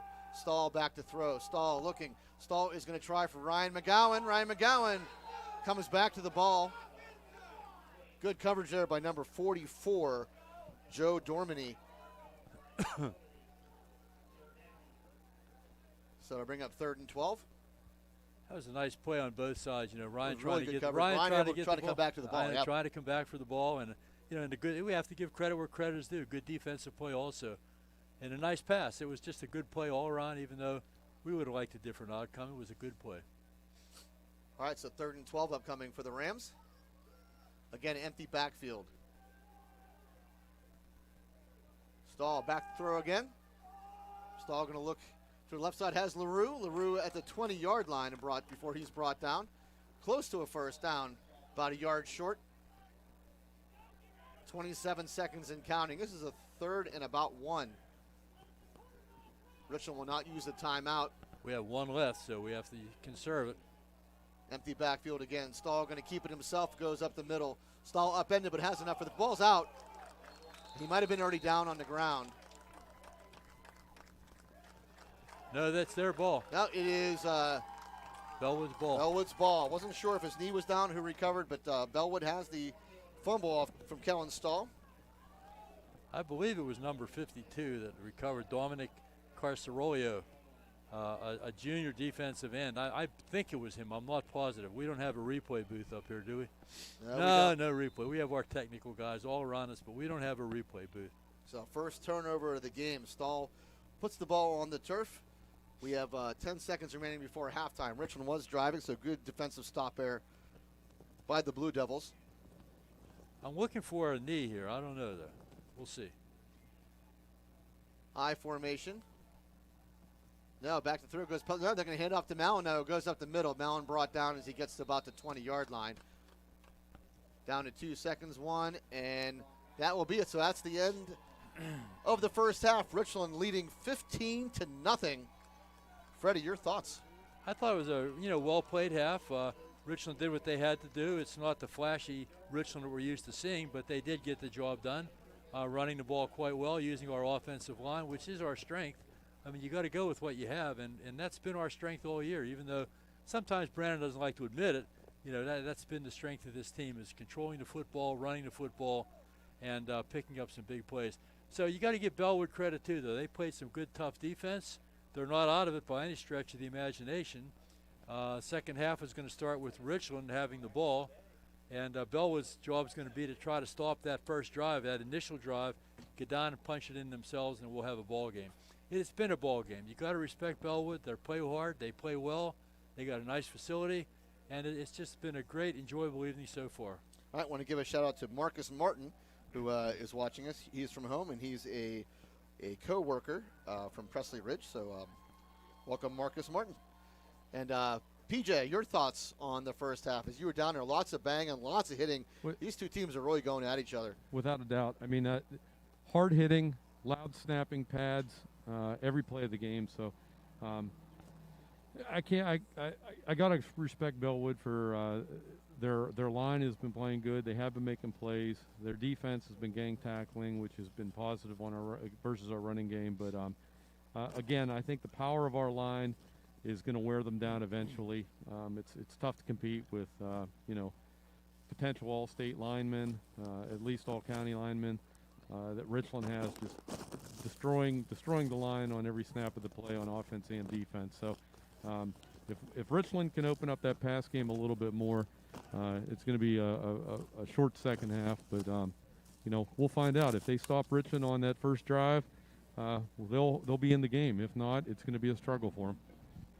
Yeah, my thoughts exactly. So we'll find out what happens. We'll go ahead and step away and take a break as Richland leads here 15-0 from John R. Hayes Field at Memorial Stadium right here at Bellwood-Antis.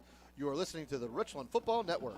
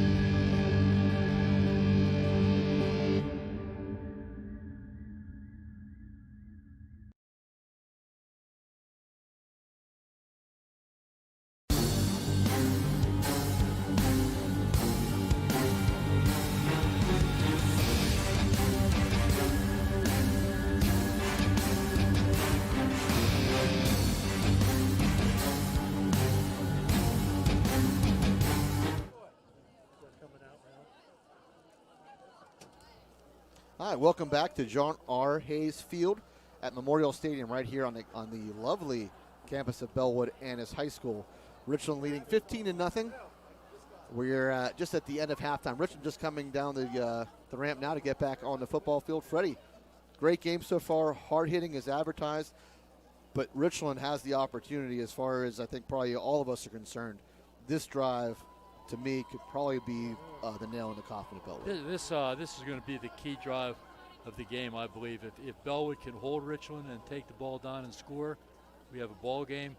If they can't hold the Rams and we take a 21 or 22, 23-point lead, whatever, it's going to be tough for Bellwood to come back from that. So this is the, I hate to say it's the ball game, but it's a pretty important drive. I just wanted to comment. You said beautiful Bellwood High School. I have good memories here. It's only the second time I've ever been here, and if you weren't listening at the beginning, I talked about how the last time I was here, I was on the coaching staff with Brandon, and we played Bellwood. We were both undefeated, 9-0. Big marquee matchup. Ended up to be a tremendous game, and it's just such a nice place to play. I think it's great. And John Hayes Field, right? Yeah, John R. Hayes Field at Memorial Stadium. It is beautiful. I mean, you have. Like I said, we don't see very many grass fields. No. This is gorgeous. Perfect. And John Hayes, I just want to give a shout out to him. And he was such a fixture here for many, many years. I don't know how many years he coached, but he just did a tremendous job coaching this Bellwood team to bring them to where they are today. And he deserves to have a field named after him. I did get in trouble with him, though, one time. I don't know if he'll remember this or not. He was Coach of the Year in the Laurel Highlands, or the Southern Alleghenies, I guess it would be. And I was in charge of getting the trophy. And I got a trophy. I got a really nice trophy. I did. It was nice. And Joanne, if you're listening, I don't know if you probably do remember this, but on the trophy it said, John R. Hayes, head coach, Bellwood High School. And oh my gosh, you can't leave the Antis part out of it. Yes. So if we did that tonight, I apologize to all those people who live in the Antis Township. It's not Bellwood. It's Bellwood-Antis. Yeah. And I got say my Bellwood for short, but Bellwood-Antis. I got my butt kicked. It's like Homer Center. Now you don't say Homer. It's just Homer. Okay. Because Very true. That's everybody knows that's my alma mater. Very true. You say Homer, and Center is Center Township. Yeah. So you have Bellwood-Antis Township. And you have to include that. So anyone from Antis Township, if we've been neglecting that word, we're not going to do that again. But I did get in trouble, so it was a funny story, and I hope John remembers that story if he's listening. I got in trouble at a Richland basketball game when we had Clarion Limestone in to play in a playoff game, and I was doing the Clarion Limestone game. And after a while, it's hard to say Clarion Limestone every time somebody's on the foul line. Right. So I just started saying Clarion, and I did this probably from the middle of the first quarter through halftime, and I did all through the third quarter actually. Beginning of the fourth quarter, I had some lady from Clarion Limestone come down and kind of yelled at me and said, "Will you please say Clarion Limestone?" Oh, yeah. They have a huge rivalry. There's like 3 high schools, and it's Clarion Limestone, and another school. So I had to amend. Yeah, people don't realize how seriously these fans are, and they take a lot of pride in their town where they live, and I'll just never forget that. All right, PJ, I think we can hear you now. You guys got me? We got you, PJ. Sound great. Oh, that was a producer's button there, huh? Yeah. They had me silenced. I was trying to figure out what was going on. I was trying to tell a story, and people were all around me pulling plugs, and I don't know what was going on. They pulled the plug early on me. It sounds like they were trying to send a message to you, I think. Well received. We're about to get underway here to start the second half. It will be Griffin LaRue and Graydon Lewis back to receive for the Rams. Lewis will pick it up right around his own 5-yard line, up to the 10, the 15, turns the 20. Nice run by Graydon Lewis over the 35-yard line. So Lewis picked this ball up at his own 5-yard line, takes it all the way to about the 36. It takes a lot of courage to return kickoffs. I used to tell my guys all the time, don't run sideways. You got to run straight ahead. It takes courage to do that because it doesn't look like there's anything there. And then all of a sudden, if you get a seam, you can, score, get a big run. So good job, Graydon. All right, 1st and 10 for the Rams. Their first possession after the half. They lead 15-0. Looks like Evan McCracken will be in at running back. We have an official's timeout. By the way, that was a really nice kick by Zach Mallon. He crunched that ball. Yeah, it was deep. One of those kicks, though, too, that you always say makes for a good return because it gives, it was right to a guy. You can't kick it in the end zone. I think sometimes you're better off just doing something like Richland tries to do. Hey, Very few high school kickers can real put quick it in the shout end out to Amy and AJ Kroll. They're so proud of this team and all their accomplishments. They got definitely show some great sportsmanship and leadership. So thanks for the shout out. Or their shout out to you. Thanks for the out. All right, Stahl back to throw. Stahl looking. Stahl throws out to his right side. Has a man on his sideline. And completed pass to about the 40-yard line. I think that was Griff LaRue. That's correct. Unwrap the passing game here. Ball out to the 41-yard line. Going to bring up 2nd and 5. Gray and Lewis back in at running back now. 2 wide receivers wide left.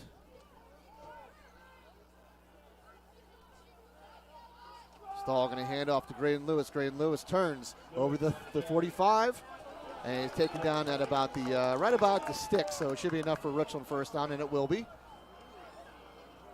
Ryan McGowan right there with a nice block, PJ. You should be happy about that. I mean, he did a really nice job blocking out the defender and letting Graydon turn up inside of him. Yeah, no, he's definitely doing his best out there. I give him that. It was a nice block. All right, first down Rams at their own 46-yard line.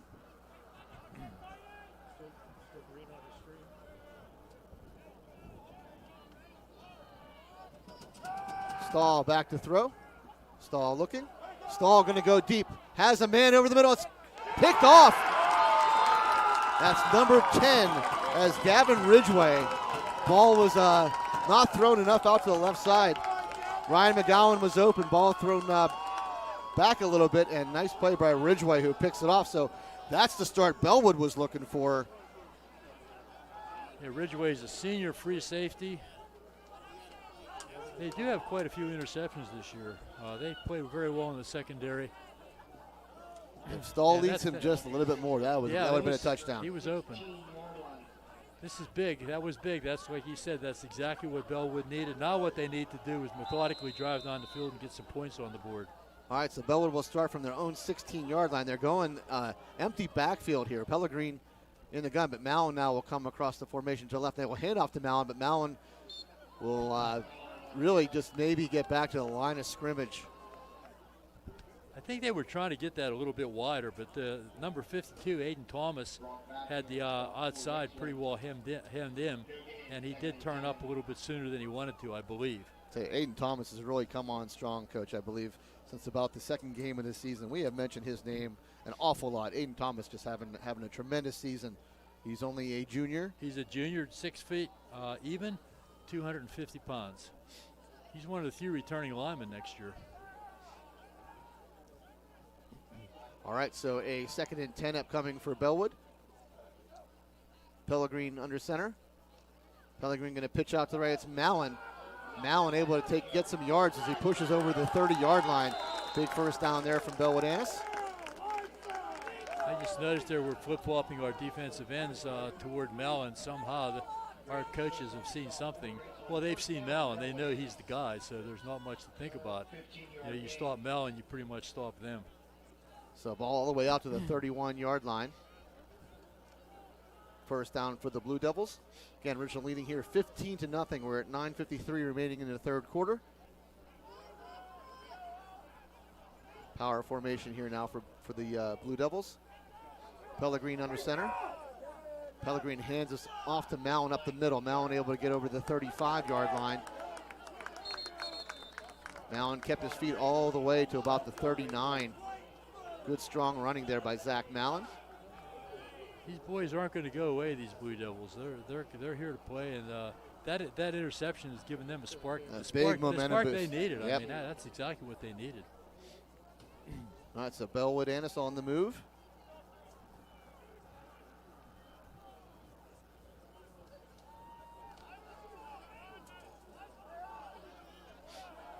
All right, back to the power formation. Pellegrin under center.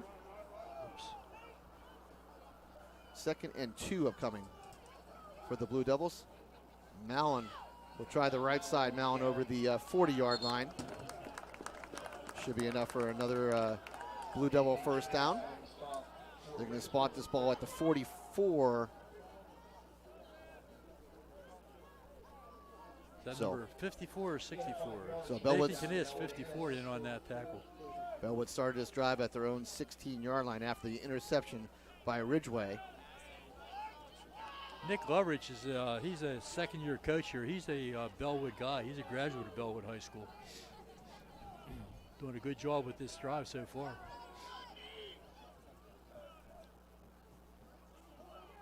Pellegrin back to throw. Pellegrin looks over the middle, and that's getting picked off. No, I thought it was Sampena. Might have had it.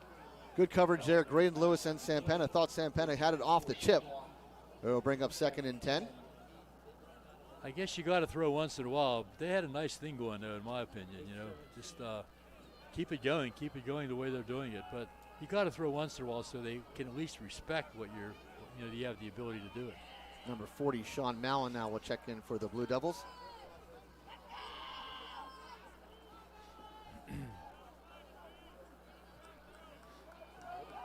Pellegrin going to hand off. It is Mallon, I believe, again, and I think he may have got a yard. So Bryce Batchy on the stop. No, it was Young Batchy. Oh, Young Batchy, Brock Batchy, able to upend Mallon. Mallon got to about the 45-yard line, going to bring up 3rd and 9. You have old Batchy and young Batchy. Old Batchy's a senior and young Batchy's a sophomore. That seasoned old Batchy, huh? Old soul. I like both Batchies. They're both good players. All right, back to the power formation here. One wide receiver out to the left. Mallon going to switch to the right. Mallon going to take the pitch. Mallon gets upended, and that will be well short of a first down. Nathan Kniss able to make the stop. Ball spotted at about the 48-yard line, so a 4th and long coming up for the Blue Devils, who I imagine are probably going to go for it. It's 4th and 6. They have the ball at their own 48-yard line. Last time they were in this situation at the beginning of the game, they did punt, which kind of surprised us, but maybe too early to gamble. But it looks like they are going for it. Well, they're down 15-0. We have 6:54 and counting here in the 3rd quarter. So we have a big series and a big play and a big series. And this is going to be Mallon out to the right side. Mallon stretches it out, and Richland's not going to let him go anywhere. So again, this is about the 3rd or 4th time I think the Blue Devils have gone for it on 4th down. I think it's the 3rd, and have come up empty each and every time. So Richland will take over. You know, one thing you want your defensive ends to be able to do is string that out. Don't let Mallon turn upfield. And our ends have done a great job for the most part. A couple times he's gotten the corner, but that time, you know, there was absolutely nowhere to run. Good pursuit. Our defense, we talked about it many times, always running to the ball. Just a well-coached group. Tim Ripple do a great job on the defense. Now Richland, the last 2 possessions, they have turned it over. They have the ball at the Blue Devil 49-yard line. So Richland looking to have something positive go their way. 1st and 10. Stahl again back to throw. Stahl going to look deep. Stahl has LaRue. There's LaRue trying to find the handle, can't. He had Griff LaRue wide open. Griff LaRue could not hold on. That would have been a huge play. He almost caught it on a rebound there, didn't he? Yep, almost had it on the rebound. Good separation from LaRue. Bring up 2nd and 10. You know, I just realized I can actually watch this game on TV right here with this monitor. I know, it's wonderful. It's awesome. I don't even have to, you know, look at that. Beautiful. All right, 2nd and 10, Rams. Stahl going to hand us off. I think it's McCracken over the 45-yard line, close to the 40. That's going to bring up 3rd and short. Looks like maybe 3rd and a yard. You got a colored TV at home? I do somewhere. Yeah, I do. It's 22 inch. Great technology.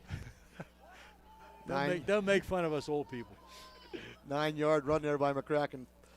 3rd and 1 upcoming. Stahl going to keep it himself as he goes over right tackle. Still on his feet. It gets over the 30-yard line to the 25 before being hit out of bounds. Hey, guys, I got to run tell by you, Kellen Stahl. front row seat and an extra 7 yards just because of Kellen's guts.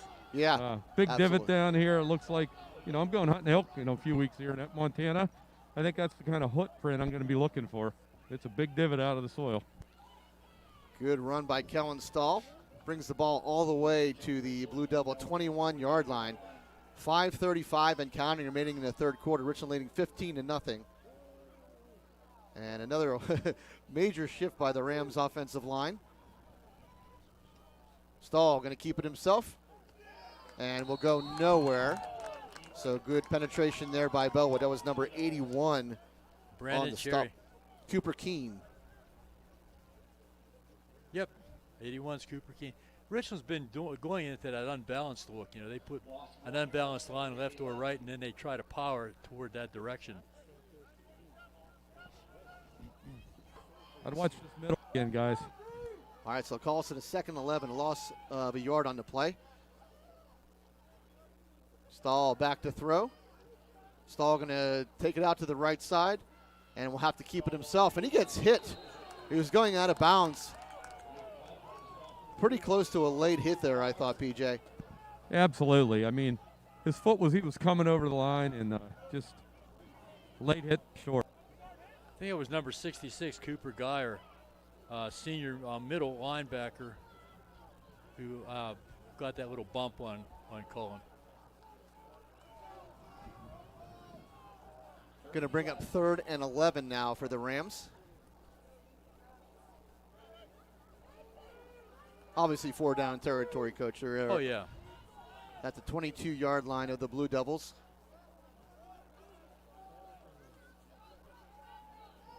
Evan McCracken to the right of Stahl. Stahl back to throw. Stahl looking. Has a man. That is Ryan McGowan. Makes a shake and bake move at the 20. Pushes towards the 10-yard line. It's going to be stopped at about the 11. Stopped by number 44, Joe Dormany, a senior free safety. Thought he had that shake and bake working for him. How about it, Ed? Yeah, absolutely. I thought he was going to break free. Nice move by Ryan McGowan. It's going to bring up 4th and 1. They're going to spot the ball at the 12-yard line. So a 4th and 1 upcoming. We're at 4:17 and counting. Richland leading 15-0. Big 4th down here by the Rams. Got the big blocking back in again, number 19. Yeah, Jordan Ford, also DeMont Johnson in as the other tight end. We got Stahl going to roll out to his right. Stahl throws back over the formation, has a man caught at about the 5-yard line. That is DeMont Johnson. So DeMont Johnson, big 1st down Rams. Tell me that's not some bold play calling. I was going to say that was gutsy. you get the power looking like it's all going to the left, and then you waggle your quarterback back to the right, and you have a guy who's wide open, a nice touching pass. I think that was a swaggle. Yeah, it's swaggle. All right, 1st and goal from the 4-yard line. Big pitch and catch from Stahl to DeMont Johnson. Empty backfield for Stahl. Stahl gonna keep it. I know it's a busted play. Stahl all the way back at the 10-yard line. And I think it's going to be a face mask. Yeah, I think number 52, Dominic Graciolo, if I'm saying his name correctly, I think that's going to be a face mask on Stahl. Graciolo, he's a good player. He's one of our guys that we highlighted in the pregame as being a good defensive player. And it is a personal foul face mask. That should be half the distance to the goal line. It'd be 1st and goal from the 2. You know, if you paid attention on this offensive drive and Bellwood's defensive play, they're getting a little more aggressive on their tackles out of bounds and making some mistakes. When you start causing those penalties, that's whenever your back's up against the wall. That's a little bit of frustration coming out, that when they start doing that kind of stuff as well. Oh, this is one of those weird things in high school. I'm sure it's not a half the distance. It's from the spot of the foul, so it's 1st and goal from the 5. Stahl hands off to LaRue, who goes wide right, and LaRue will walk into the end zone. Touchdown, Richland Rams. Griffin LaRue Got to get him the ball somehow. He's quite the athlete. Those big, long strides. Yeah, that's it. He's got it. Looked like he almost slipped on that track over there, PJ. Well, his foot's wet, I can tell you that. He walked right through the casual walk. Right inside the pylon. Eddie, I think you would have got a free lift from that. Yeah, I'd probably been picking up for double bogey, to tell you the truth. All right, so Autumn Facci on to attempt the extra point.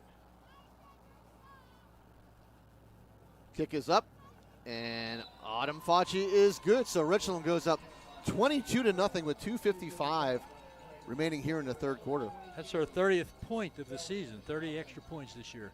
She went through a little dry spell there. We talked about it at one point, and I know she doesn't mind us talking about it, but she went through a little dry spell, but she came back with some courage. It took some courage to keep plugging away, keep going at it. Now she's pretty much automatic. We like to see that. You got to give Brandon Bailey a lot of credit because he stuck with her. Stuck with Autumn Facci. Yep. Let her keep kicking. We know what she's done, Coach. We know she can kick the ball, and Autumn has found the confidence and has been perfect for the past 2 weeks. She's had a great year. Her soccer team did get beat last night by, I think, Westmont. 2-1. I saw it was 1-0 in a shootout. Yeah, and then they lost in the it was a district semifinal. Yeah. So now her focus can be totally on football, and she's had a good season. I remember early in the year she took a shot. Remember that game? Mm-hmm. We were kind of worried. Off the bat she's snap, tough, tough girl, So she came right back from that, and we're real happy. She's a big part of our football team. Pretty sure it was the first game of the year. It was Bedford. Bishop Guilfoyle. I think it was Bedford, wasn't it? I think it was the first game. I thought it was Bishop Guilfoyle. You might be right, PJ. It might have been the Bedford game, the second game of the year. But yeah, she took a hard shot, bad snap, and picked it up and just and took a shot. All right, Cullen O'Dowd now on to kick it away for the Rams. See what kind of strategy we have on this kickoff. We have Ridgeway, Gibbons, and Mallon all deep for the Blue Devils. Little pooch kick, and that's going to go out of bounds. They were trying to kick it to about the 25-yard line there. That's the spot I was looking at. So, Coach Hobbs, you and I had the same thought there. I was looking at about the 25-yard line, right over the head of the up guys and in front of the back guys. But out of bounds, so we'll start from what, the 35-yard line, first and 10. On the hash. But we're down to 2:55 remaining here in the third quarter. Bellwood-Antis now trailing 22-0. You can see that a little bit of the wind is out of their sails at this point. They need something good to happen, right? I mean, really good to happen quickly, right now. Yep. Pellegrin under center. Pellegrin, quick handoff, and that is Aiden Marshall. No, Bryce Batchy in the backfield. That's a huge loss. Ty Noonan was the ball carrier, and Bryce Batchy right in on it. You think our guys are starting to feel it down there, PJ? They're starting to feel it. Bellwood's starting to argue amongst themselves. I mean, it's what happens whenever there's 2:31 to go in a district playoff game and you're losing 22. So are getting more like this. 4-yard loss on the play. So 2nd and 14 upcoming. Pellegrin now empty backfield in the gun. Pellegrin going to be back to throw.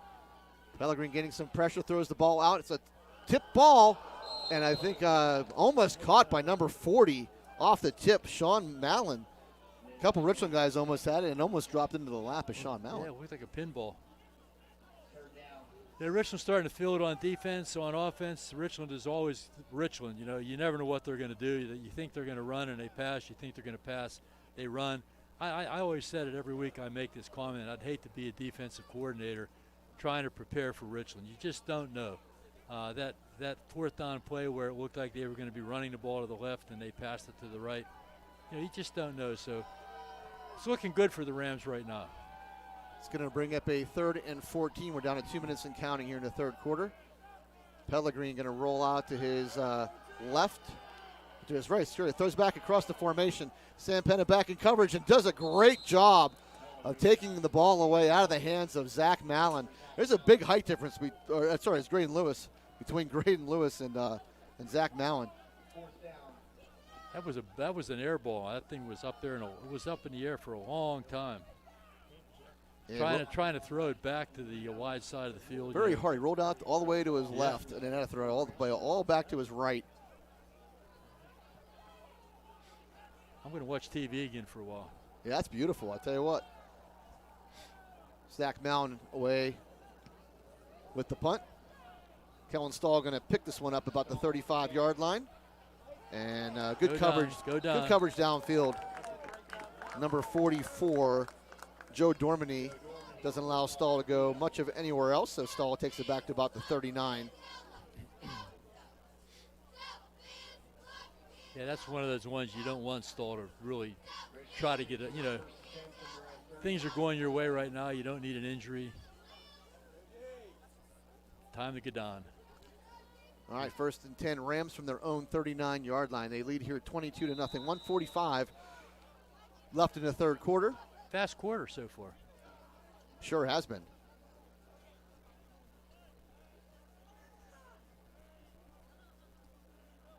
And Stahl going to fake the handoff, throws out to Sam Penna over the 40-yard line, the 45, and close to the 50-yard line goes Sam Penna. And it's his grandma's tuna salad every week. Sammy's been eating grandma's tuna salad.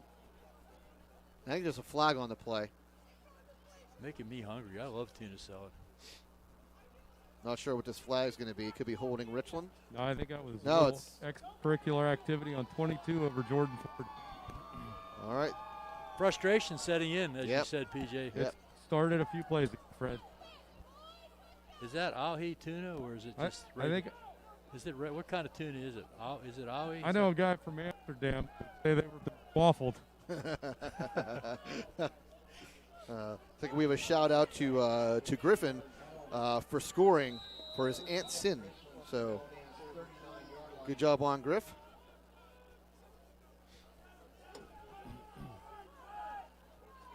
First and 10 ball at the 39-yard line now of the Blue Devils. Stahl fakes the handoff, rolls out to his right, throws over the middle. Off the hands of Jordan Ford, who was wide open. We keep talking about Jordan, big target, you know. Stahl grabbing at his calf. Looks to be okay. Oh, I'm sure he's fine.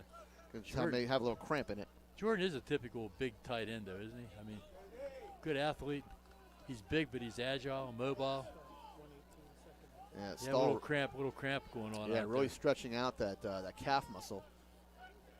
We're down to 1:18 here in the third quarter. Richland leading 22-0.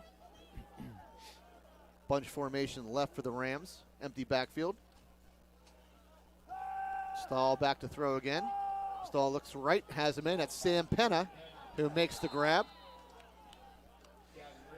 A little surprised Richland's putting the ball in the air here, but they're doing a nice job. They've had guys that are wide open. Well, they want to work on their passing game a little bit. They struggled a little bit passing until this quarter. You have to admit, you know, and I think they need to work on it a little bit, get ready for whoever they're going to be playing. Who's the other game? Marion Center and Cambria Heights. That'd be tomorrow night. That'd be tomorrow night. And so if you're a casual fan, you want to see a good game, that might be a good game to go to. it's a 3rd and 4 upcoming for the Rams. Pitch out to LaRue coming across the left side of the field. And great open field tackle there made by number 22. Ty Noonan goes low and chops the feet out of Griffin LaRue. So we're coming up with 4th and 10. Time to go for it. Might as well. Yeah, 4th and 10 at the Bellwood 39, right where this started after the penalty. We got the bunch over here again to our side of the field, right in front of us. And there is one safety deep now for the Blue Devils. Noonan playing safety. I think Richland may call a timeout here. No, the quarter's over. Quarter's over. I wasn't paying attention, so that's the end of the quarter. Richland leading here 22-0. Here's our sponsors. We got to get our sponsors on We here. should do that again. Said Yeah, it a lot in the why first don't half. you? We will do it again because I was going to ask you if I could do it again, but there's too many of them. I'm going to let you do it. Are you sure? I'll get tired. All right, so Too Precious many. Metals and Diamond Company, Chan Soon Shong Medical Center, Best Window and Door, Blade Broadband, Rizzo's Italian Restaurant, the Fifth Bar and Grill, which is formerly the Alibi, Wayne Langer Hoke for Senate, Advanced Office Systems, Dean Jordan Goodyear, Ponchione Financial, Cardellino Eye Care and Optical, EcoSafe Sanitizing, Nico's Restaurant, Johnstown Construction, FWF Insurance and Erie Insurance, Pinnacle Chiropractic Spine and Sports Center, Flair Country Catering and Event Planning, Sporting Goods Discounters, FX Screen Printing, DB Homes, Slovenian Savings and Loan, Trawler Insurance, and Klein and Kimlin CPAs. And remember, this is the way this is going to go probably every year, Freddie, from now on, is we're going to be relying on these sponsors. We can't thank them enough. And if you want to get involved, please get a hold of PJ McGowan because this is the way this is going to go. And we have a great community. I mean, you see the list of sponsors has probably grown every single week since we started. And if we get a few more sponsors next year, there's a chance I could actually have a camera on my head. It might be that's right. It might be the PJ cam. It might be the PJ cam. DiMartino Dentistry cam. Oh, DiMartino Dentistry would be more than happy to sponsor that. 4th and 10 upcoming. Stahl back to throw. Stahl just behind his man. Believe that was Sam Penna. So the Blue Devils will take over at their own 39-yard line. Just underway here in the fourth quarter. 11:56 remaining. Richland leading 22-0. Now they really need something big to happen. What's going on with Wimber? Wimber just tied the score at 14. That's a big game for Wimber playing Ridge. That's the Laurel Highlands versus the Westpac. So I think what's the league over here called? The Intermountain League or the? I think you're right. I think I think that's what they call it on TV. It's a good league. There's a lot of good football in Western Pennsylvania. All right, 1st and 10 for the Blue Devils. Pellegrin back under center. Going to fake the pitch to Mallon. Handoff now to Noonan on the right side. Noonan will pick up a few yards as he gets to about the 45, it looks. That's an interesting play. A little fake handoff and then a trap going to the right side of the field. So about a 6-yard pickup. Going to bring up 2nd and 4. You know, if I sit down here, I can actually see this TV better. Yeah, Romersburg Media does a fantastic job. Guys are doing wonderful for us. We love this setup here.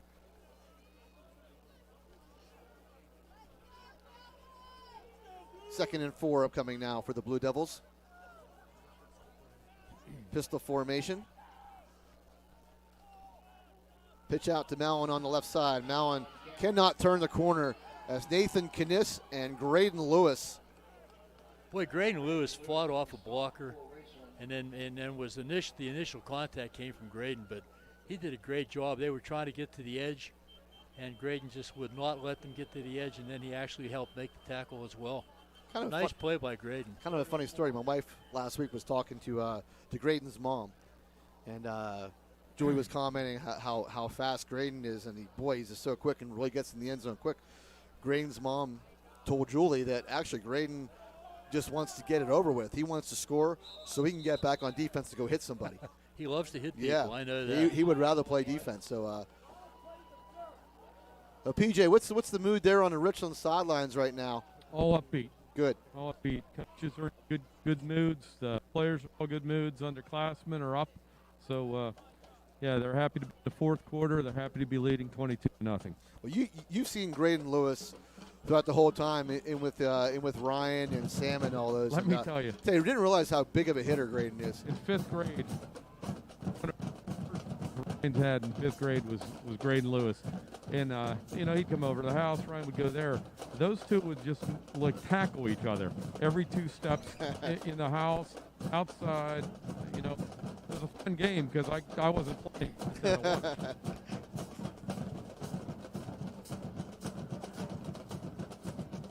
Great camaraderie on our team. There's no doubt about it. And it's tough to keep it going year after year after year, but Brandon's done a great job of keeping the team together and keeping successful all these years. So good job to Coach Bailey and all the coaches. What a great group of young men. All right, 3rd and 4 upcoming now for the Blue Devils. 11:08 remaining in the fourth quarter, excuse me. Pellegrin back to throw. Screen. Pellegrin tries to throw a screen, has Mallon, but Richland is right there on defense. And Mallon will go nowhere. Took a long time to set that play up, and Richland did a great job. One of the things you like to teach people on defense is to play your area, play your position, don't leave your area. Don't get sucked in. Like, they made it look like everything was going to the left side of the field, and they threw back to the right side. But our people were there because they played good defense, They're very sound. They all run to the football. And again, I'll just congratulate the defensive staff and head defensive coordinator Tim Ripple. What a great, outstanding job you guys have done on defense this year. All right, Griff's Aunt Kristen Neal listening, so Kristen, welcome. And looks like it'll be another timeout called by Bellwood. They find themselves in a 4th and 6. A little bit of confusion down there, but they're in a tough spot right now. They got to pick this up. So probably a wise decision to talk it over, make sure we're all on the right page. This is such an important play. If we give the ball to Richland there, it's going to be tough for Bellwood. Yeah, Bellwood's come out though. I tell you what, Coach, I'm very impressed with the Blue Devils. Last year they were in a similar situation. They played the semifinal game against Ligonier Valley and came up just short. I think it was 21-20 in last year's semifinal game. And I think tonight, I thought they played a fantastic game. Richland just able to control the line of scrimmage on both sides, and that's the difference of the ball game. That's been the key to our success all year, really. Great line play. Eber Verhosik is the line coach. Great job by those guys. Everybody on defense has played well offensively. We struggled a little bit passing, but we're doing great. 4th and 6 upcoming. Pellegrin now back to throw. Pellegrin getting a heavy rush. Pellegrin goes down. Brock Batchy in on the sack, cleans up as there was 3 Richland Rams in on Pellegrin. He stepped up, and there was Brock Batchy to make the sack. So Richland will take over. Is that young or old Batchy? That is young Batchy. I know it is. I coach Brock in baseball, and I tell you what, those Batchy kids are a great group of kids. He's only a sophomore, so he'll be around for a couple more years. We'll be using the Batchy name for at least 2 more years. He's a funny kid. He really gets the baseball team all up. He's a really funny kid. Big bunch formation to the right. Griff LaRue, the lone wide receiver, on the left. Ball at the Bellwood 43-yard line. Stahl, empty backfield. And Stahl going to keep it to himself as he goes up the middle over the 35-yard line. Kellen Stahl's had a big game, Coach. That's a great call there. You make everybody make it look like a pass, and then the quarterback runs a draw. That's a big play. But we do have a holding call. That's the obligatory. We used to call that, well, that's our second holding, I think, of the night, though. But there's always one holding call. We used to call it the obligatory holding call. They almost feel like they need to call one.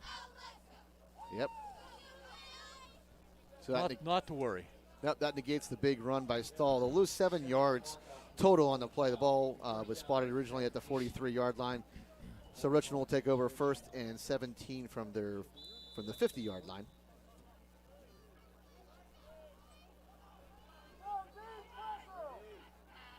And I think Raiden Lewis is the running back. And it will be Lewis on the handoff as he dives forward and gets to about the 49. Has number 56 for the Blue Devils.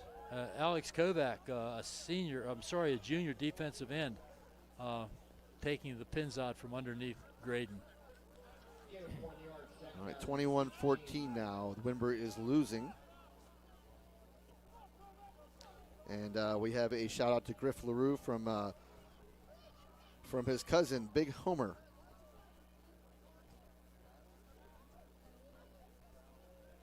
All right, 2nd down upcoming for the Rams. Stahl back to throw. Stahl looking deep.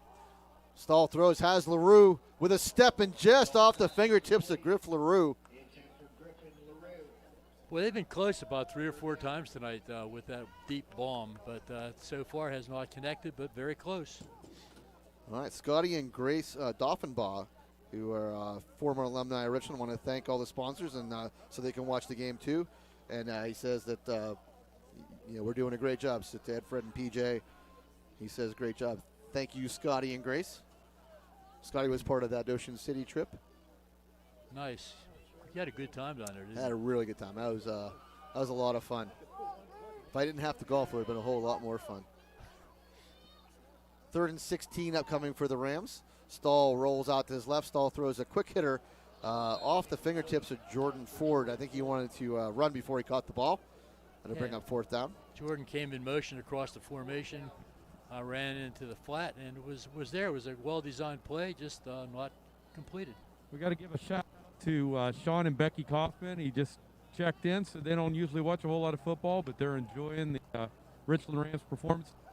And the Batchy that we haven't talked about, Bryce Batchy and all of his Florida friends. Great to have you back, Bryce. Stay warm in Florida. All right, so Stahl on the punt. Out to the right side, over the 20-yard line. Will come to about the 14 before it's downed.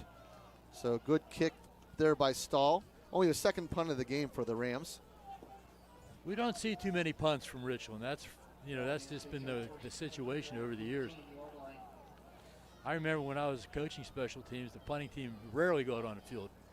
You had to keep reminding them who was on it. They kept forgetting who was on the punting team. We never do. All right, 8:51 remaining here in the fourth quarter. They'll spot the ball at the 15-yard line. 1st and 10, Blue Devils.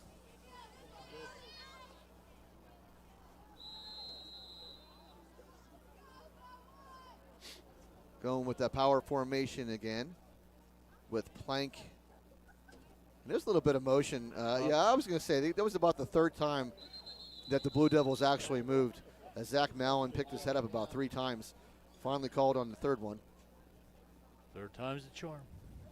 So pre-snap penalty here by the Blue Devils.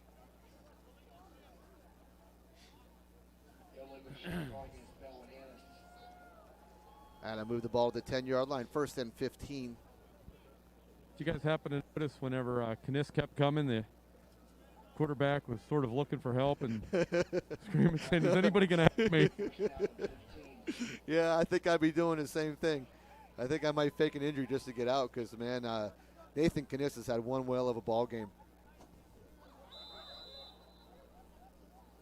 What's his stats? You guys have his weight and height? Let me see here. Yeah, on Max Preps, let's see. Nathan Kniss is listed at 6'3", 230. 1st and 10, Mallon will take the pitch on the right side. And Mallon will not even get back to the line of scrimmage. Speaking of Nathan Kniss. Tell you, great job by the Rams of just controlling Mallon in this football game. They will not let him have the corner. I mean, No. He got it a couple times. He did. Just on speed, speed alone. But our guys have strung that play out very, very well. And it seems to me that has been a bread and butter play for the Blue Devils all year. But our guys have just strung it out tremendously well. And again, hats off to the defensive coordinator for doing such a good job teaching that technique. So a loss of 1 on the play to bring up 2nd and 11. Power formation again by the Blue Devils. Pellegrini under center. Pellegrini hands us off up the middle. And again, that just goes nowhere. Just back to the line of scrimmage. There's about 5 Rams that make the tackle. Number 63 for the Rams, Bryce Batchy. And that's the old Batchy, right? That's the the old Batchy. Batchy.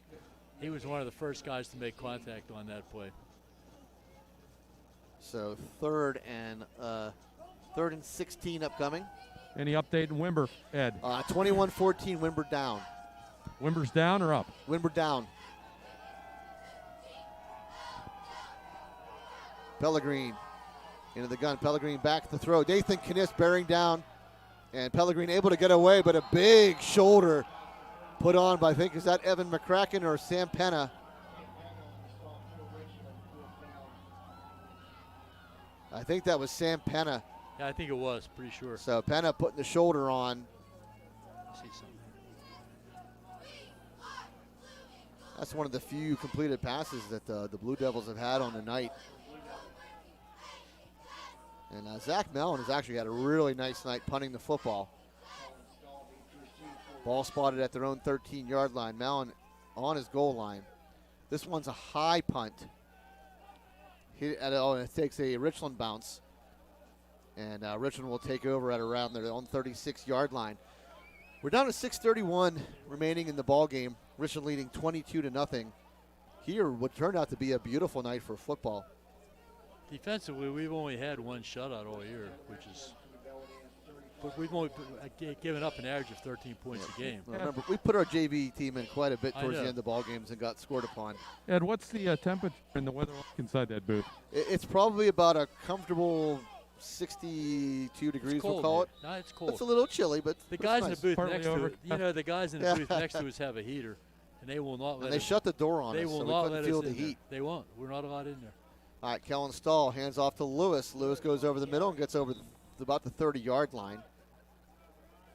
That play's been very successful the last couple of weeks with Lewis running the football inside, and Bellwood has done a good job shutting that play down.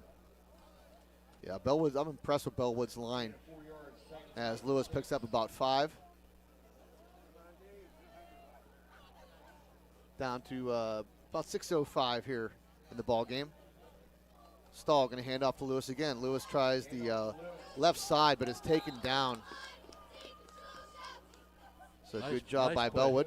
Number 44 for Bellwood. Yeah, we called his name quite a bit. Joe Dormany. That's the same thing we were talking about Richland being able to shut down that corner. Graydon was trying to get to the outside, just couldn't do it. He's had some big games the last couple of weeks, Graydon. Oh, absolutely. Had some big runs. I think the one game against, I forget who it was. He had 8 carries for like 222 yards. Might have been against Johnstown. Stahl hands off to Lewis again. Tries the right side this time. Flag on the play as Lewis steps over the 30-yard line. And it's another holding on Richland. I believe that's our third holding call for the night. Once again, trying to get to the corner, but number 44 for the Blue That's Devils. Joe Dormany again. Joe Dormany was doing a great job of not allowing our running back to turn the corner, stretching it out. So Bellwood will accept the penalty.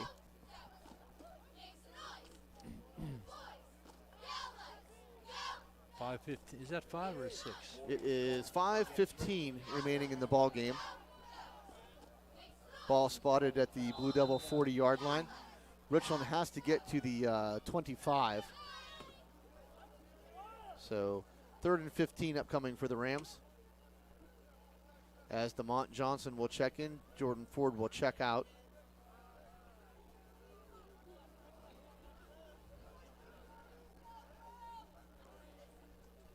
And Bellwood not playing a deep safety again. So Stahl back to throw, and Stahl is going to try the middle. Has a man, Sam Penna. Sam Penna, touchdown, Richland Rams. Stahl to Sam Penna, 40 yards. Right in the middle of the field again. Just surprised. He's 3rd and 15 and left the middle wide open. And Sam Penna, that's his 2nd touchdown of the ball game. He's a happy young man, as he should be. And I'm sure a proud Jim Penna, who would join us in the booth sometimes. And Jim, also the PA announcer at Hurlinger Field, does a great job. So him and his wife Beth, I'm sure, are just glowing over there on the other sideline. Autumn Facci on now to attempt the extra point. High snap. There's the kick, and that is good. Autumn Facci just sneaks it through. Kind of a tough snap. Good job by Kellen Stahl to bring it down. This is going to send a message deep into the states. It might even put a little exclamation point on how lopsided some of the state playoffs are and everything. But Richland came out here and has dominated. So great game, great playing by the Richland Rams. Sammy Penna's having an outstanding day. I'm really proud of him and happy for the whole Penna family. Yeah, absolutely. And It's a dinner salad, guys. It is. Yeah, Bellwood is obviously, Richland is probably the best team they've faced all year, and they've done a great job. I'm very impressed with the defensive front there. I thought they did a fantastic job. Richland, however, just a little bit better offensive, defensive lines, and I think Kellen Stahl just having a tremendous game. He is going to be a tired young man tonight. Closest game that Bellwood has had all year was Bald Eagle area 35-21. Other than that, they've been pretty much dominating teams. They didn't get to play their rival. Their big rival was Tyrone. That's always a big game over here. But with the pandemic going on early in the season, the game has been missed. There's probably a possibility if they wanted to play it next week, or they could. The teams, when they're eliminated from the playoffs, they are allowed to pick up extra games if they want to. So that Tyrone-Bellwood game could still be a possibility. That'd be a nice way to end the year. big rivalry like that. Cullen O'Dowd on a kick it away for the Rams. Cullen puts this at about the 20-yard line. It bounces, picked up by the Blue Devils. I think that's Zach Mallon as he takes it to about the 25-yard line before being upended. So Ryan McGowan makes the stop on Zach Mallon. We're down to 5:03 remaining in the ball game. Richland up 29-0. Let me get my roster here. Telling you, I hear Ron Fresh Yeah, I heard him very too. clearly over there. I was going to mention that earlier, and I forgot. I can hear this. Yeah. He has that distinctive cheer. That I got a headset on and I can hear him. yeah. I've listened to Ron do that since we started Rocket Football. His son Eli, who is a junior, and will probably be a big part of this line next year as a senior. Quick throw out to Mallon on the right, and Mallon brought down. And nice tackle made there. I think that's Graydon Lewis who makes the stop. Right, Graydon Lewis and Brock Bocce came in a little bit late, but he was part of the tackle. So a 4-yard pickup by the Blue Devils will bring up 2nd and 6.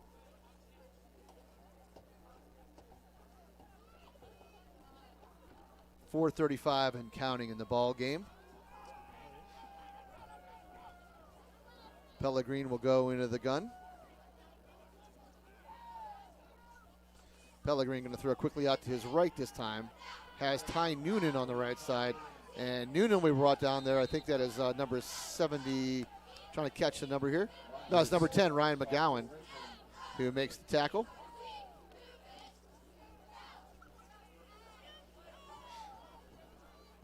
Ball spotted at the 32-yard line.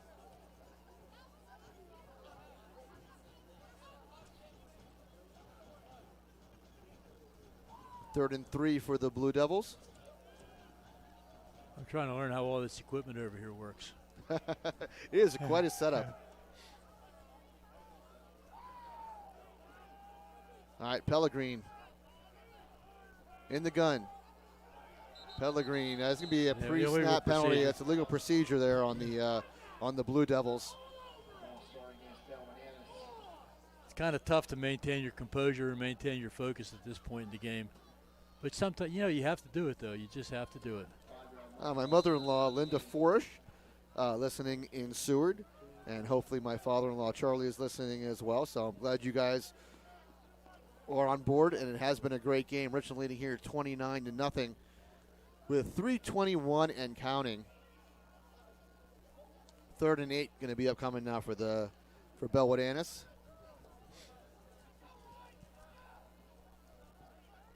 Pellegrin empty backfield.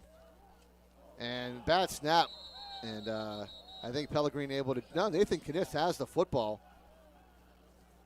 I think they're going to say he was done, though. PJ, did you see that? He didn't have it, did he? No, I got to apologize. I missed the play. I've been trying to catch up on all these shoutouts that are coming in. Ball will stay in Blue Devils' possession, but it's 4th down and very, very long. Or as I think Al Steele would say, 4th down and forever, right? So forever. Now on to kick it away. And ball will roll towards the Richland 45, down at about the 43-yard line. Down by number 12, Preston Wilson. Big injury for Wimber. Sorry, PJ. John Schuster went out of that game with a shoulder injury and never came back in the second half. So that's a big loss for the Wimber. I coached Johnny Schuster his whole Little League career, and great friend, his father Jeff and I, and it's a shame to hear. Hey, a lot of shout-outs coming in for our 2 seniors who got injured early in the season, Jake Sable and Al Mangus. Sable's had surgery this week. We hear he's doing great, so we're real happy to hear that, and we certainly miss him on the field. I know Al Mangus is itching to get back in this lineup. Oh, off the fingertips of Kellen Stahl. He went to throw it. Ball is still on the ground. And I think Kellen Stahl able to recover it finally. No, it's going to Ridge. Yeah, they got it. Oh, it is. Ridge. Bellwood. Bellwood will pick it up. We know what you mean. The colors are the same. You got it, Fred. Thank you. Connor Rager, we thought had the ball, but he didn't. Yeah, I thought, then I thought Kellen got it back, but 2:14 remaining here in the ball game. I think is that the fourth turnover for Richland in this game, or the third turnover? 3. So 3 turnovers for Richland. Second fumble of the night by Kellen Stahl. Fortunately, it comes at 2:14 remaining in the ball game. Richland up 29-0. Pellegrin back to throw. Heavy rush again. I was trying to set up a screen, I believe, Yeah. but it was not very well designed. You can tell that the kids from Bellwood have kind of lost interest at this point. They've put up a great fight. They had a great season, and their season's not over. Like I said, if they get another couple games in, what a great way to end their career. Yeah, I think this is only their 7th game of the year, Coach. They're allowed to play 3 more, if I'm not mistaken. Yeah, they can play. Yeah, you're allowed to play 10. 2nd and 10 from the Richland 30-yard line for Bellwood. Pellegrin rolls out to his right.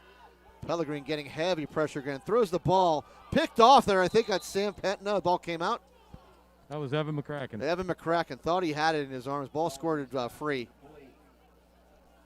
He's got a nice career ahead of him, only a freshman, playing offense and defense both ways. So it brings up 3rd and 10.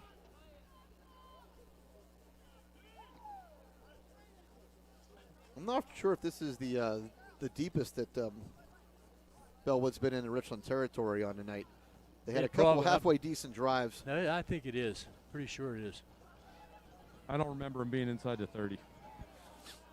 All right, so 3rd and 10 upcoming. Nick Plank will be in the backfield with Pellegrin. Pellegrin going to drop back to throw. Now rolls out to his right. Heavy rush again. Just throws this ball. Heaves it up in the air. And nice play again. That's Graydon Lewis able to break it up.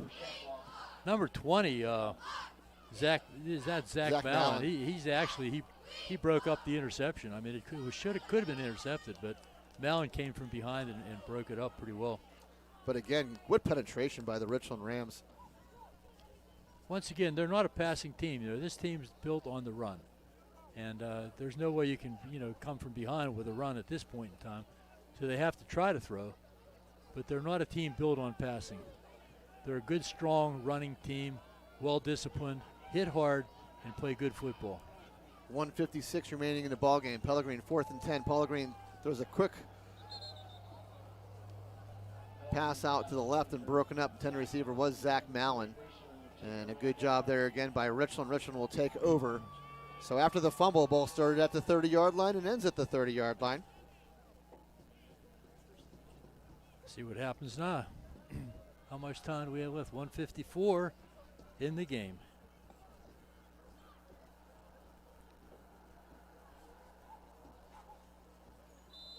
Evan McCracken will be the running back. Goes to now shifts back to the left of Stahl. Now going to go behind Stahl. So pistol formation now for the Rams. 1st and 10.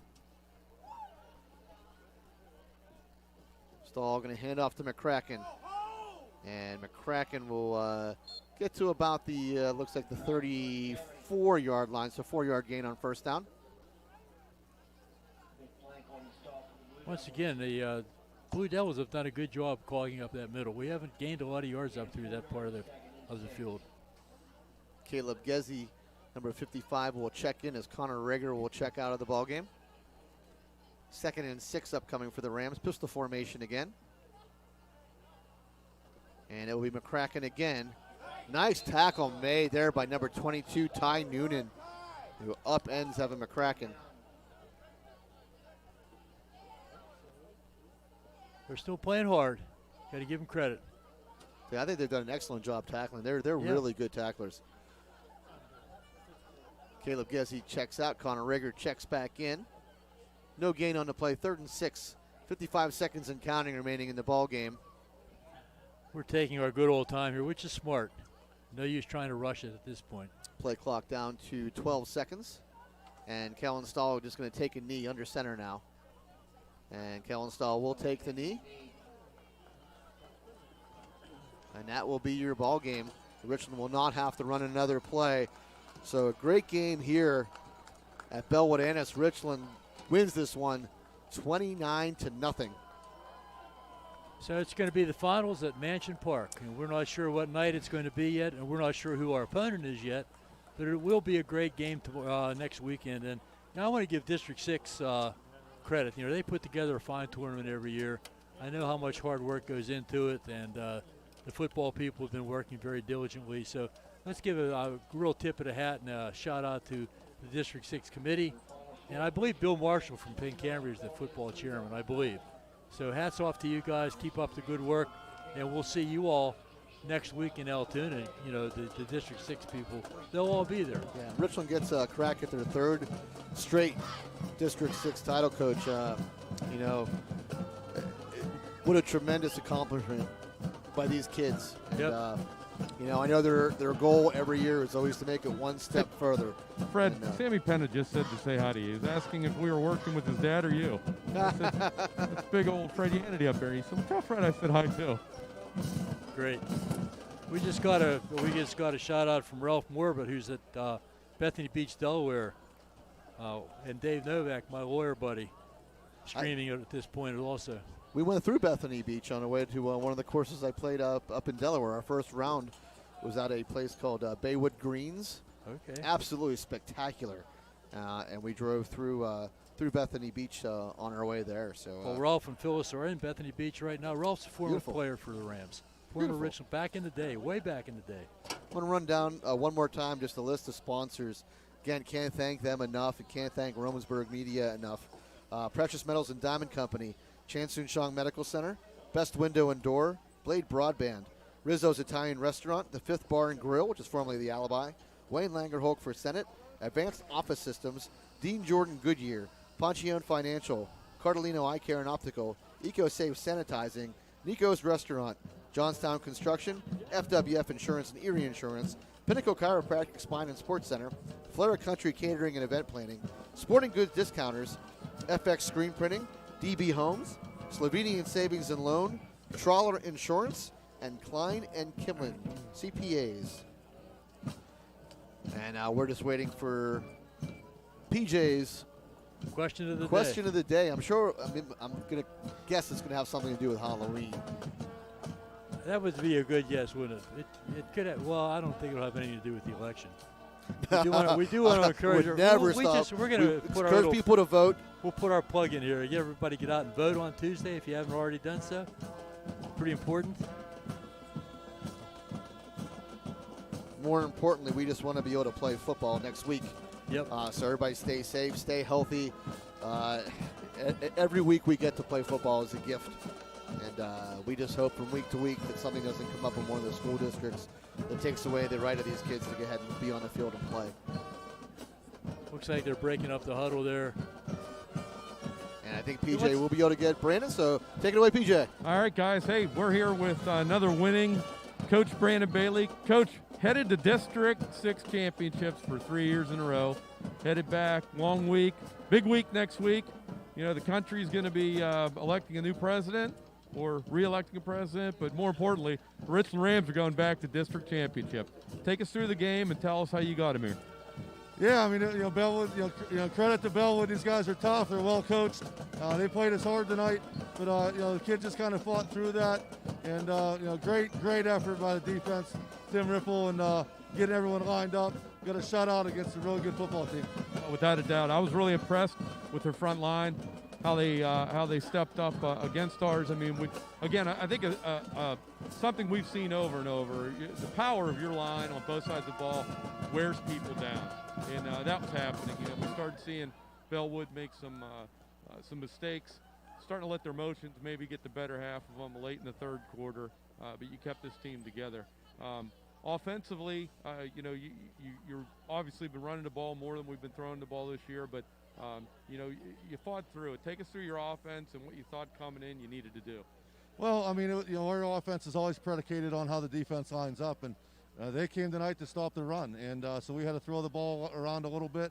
And when we ran the ball, we had to do it out of sets that we had, lots of fullbacks and lots of tight ends and those types of players. So I was happy with how we did that. We scored 29 points on a team that's not been giving up many points all year. No, without a doubt. We were talking that pregame, and Bellwood's had a very powerful season. They're a strong team, and obviously ranked very high in districts and in states. So, any idea when we might play, Friday or Saturday night? Historically, it's been Friday, but it's 2020 and there's COVID. Who knows when the game will be? Well, I'm leaving. I'm going to Montana on Saturday too. So, if you can roll some dice in my favor, I'd appreciate it. I'd like to be there, is what I'm getting at. So, hey, right up the street here is a little water park, a little theme park called Bland's Park. You ever been there? Oh yeah, it's great. Great little park. Like water park, or are you more of like trying to knock the cans over to win prizes, guy? I like the carousel. I like getting hopping on the horse, riding around a little bit. How about the Grosso sauce? Oh yeah, You're a red sauce eater. Big time. Are you a big pasta lover? That's good. Well, listen, I don't know. I don't know who we're going to face yet. If we're going to go Marion Center or possibly Cambria Heights, as we've seen, but I'm sure you're going to have this team prepared. And Mantua Park, I'll go over early, get you guys a couple boxes of Benzel pretzels, maybe some Mallow cups. Anything important that you might like? I like all that stuff. I know you do. All right, Brandon, thanks for chatting with us. We love being here. We love being part of the Richland football team. We're looking forward to seeing you guys at Mantua Park, hopefully next Friday night at 7. Thanks, BJ. All right, back to you guys. All right, great job, BJ, as usual, and thanks to Brandon Bailey for always doing that. Always very generous with his time. Obviously, easier when you're winning, Freddie. It makes it a lot more fun. But I had to interview Brandon in not so good times. Brandon always so great. He's always been a gentleman and done a great job at Richland for 19 years, going on 20 years, which is still hard for me to believe it's been that long. But Ed, he's become a good friend, and I'm real happy to be part of this program. Ed, you brought up a good point there. Other than the state games, the games in the state playoffs that we lost, Bedford was the only loss I've ever had to talk to him afterwards. Yeah. Always a little bit rougher, but I tell you, PJ, you got to give Brendan credit because he is so gracious with his time. He will always answer questions, and and a great job by you because you always do a great job with the interviews. I appreciate that, but listen, it's easy to do whenever you're covering a team like we are, having sons, kids that we've grown up watching and coaching ourselves, and it just feels like one big family atmosphere down there. Absolutely. So next week we move on to the District 6 championship. We will find out who the opponent is, as Marion Center and Cambria Heights will get it on tomorrow. And we look forward to seeing everybody. And we got to thank Bellwood-Antis. Being a good host, except they wouldn't let us take the part of the heat. They didn't give us take the heat, but but we have to give them credit because they let us come in and Romansburg Media go ahead and do this game for them. So they were part of our audience tonight. And we cannot thank them enough for letting us be here. Hope they enjoyed the broadcast, being able to see the game and stream the game. So thanks to them. They're very gracious hosts. Love talking to the PA announcer and the other guy before the game. Very nice people. So and a great facility. So we're going to be there. You and I and PJ will be at Mansion So hopefully Park. PJ will be here next week we're going to on be Friday. There. 3 of us And will be if there. not, we hope PJ bags some big ones on his hunting trip to Montana and has a safe trip. And thanks to everyone for listening. Thanks to Romansburg Media. Thanks to our sponsors. We'll see you all again next week. So for PJ McGowan, Fred Yanity, I'm Ed DiMartino saying good night here from Bellwood-Antis as Richland Rams will move on to the District 6 title game by defeating Bellwood 29-0. Stay safe, everyone, and hope to see you next week.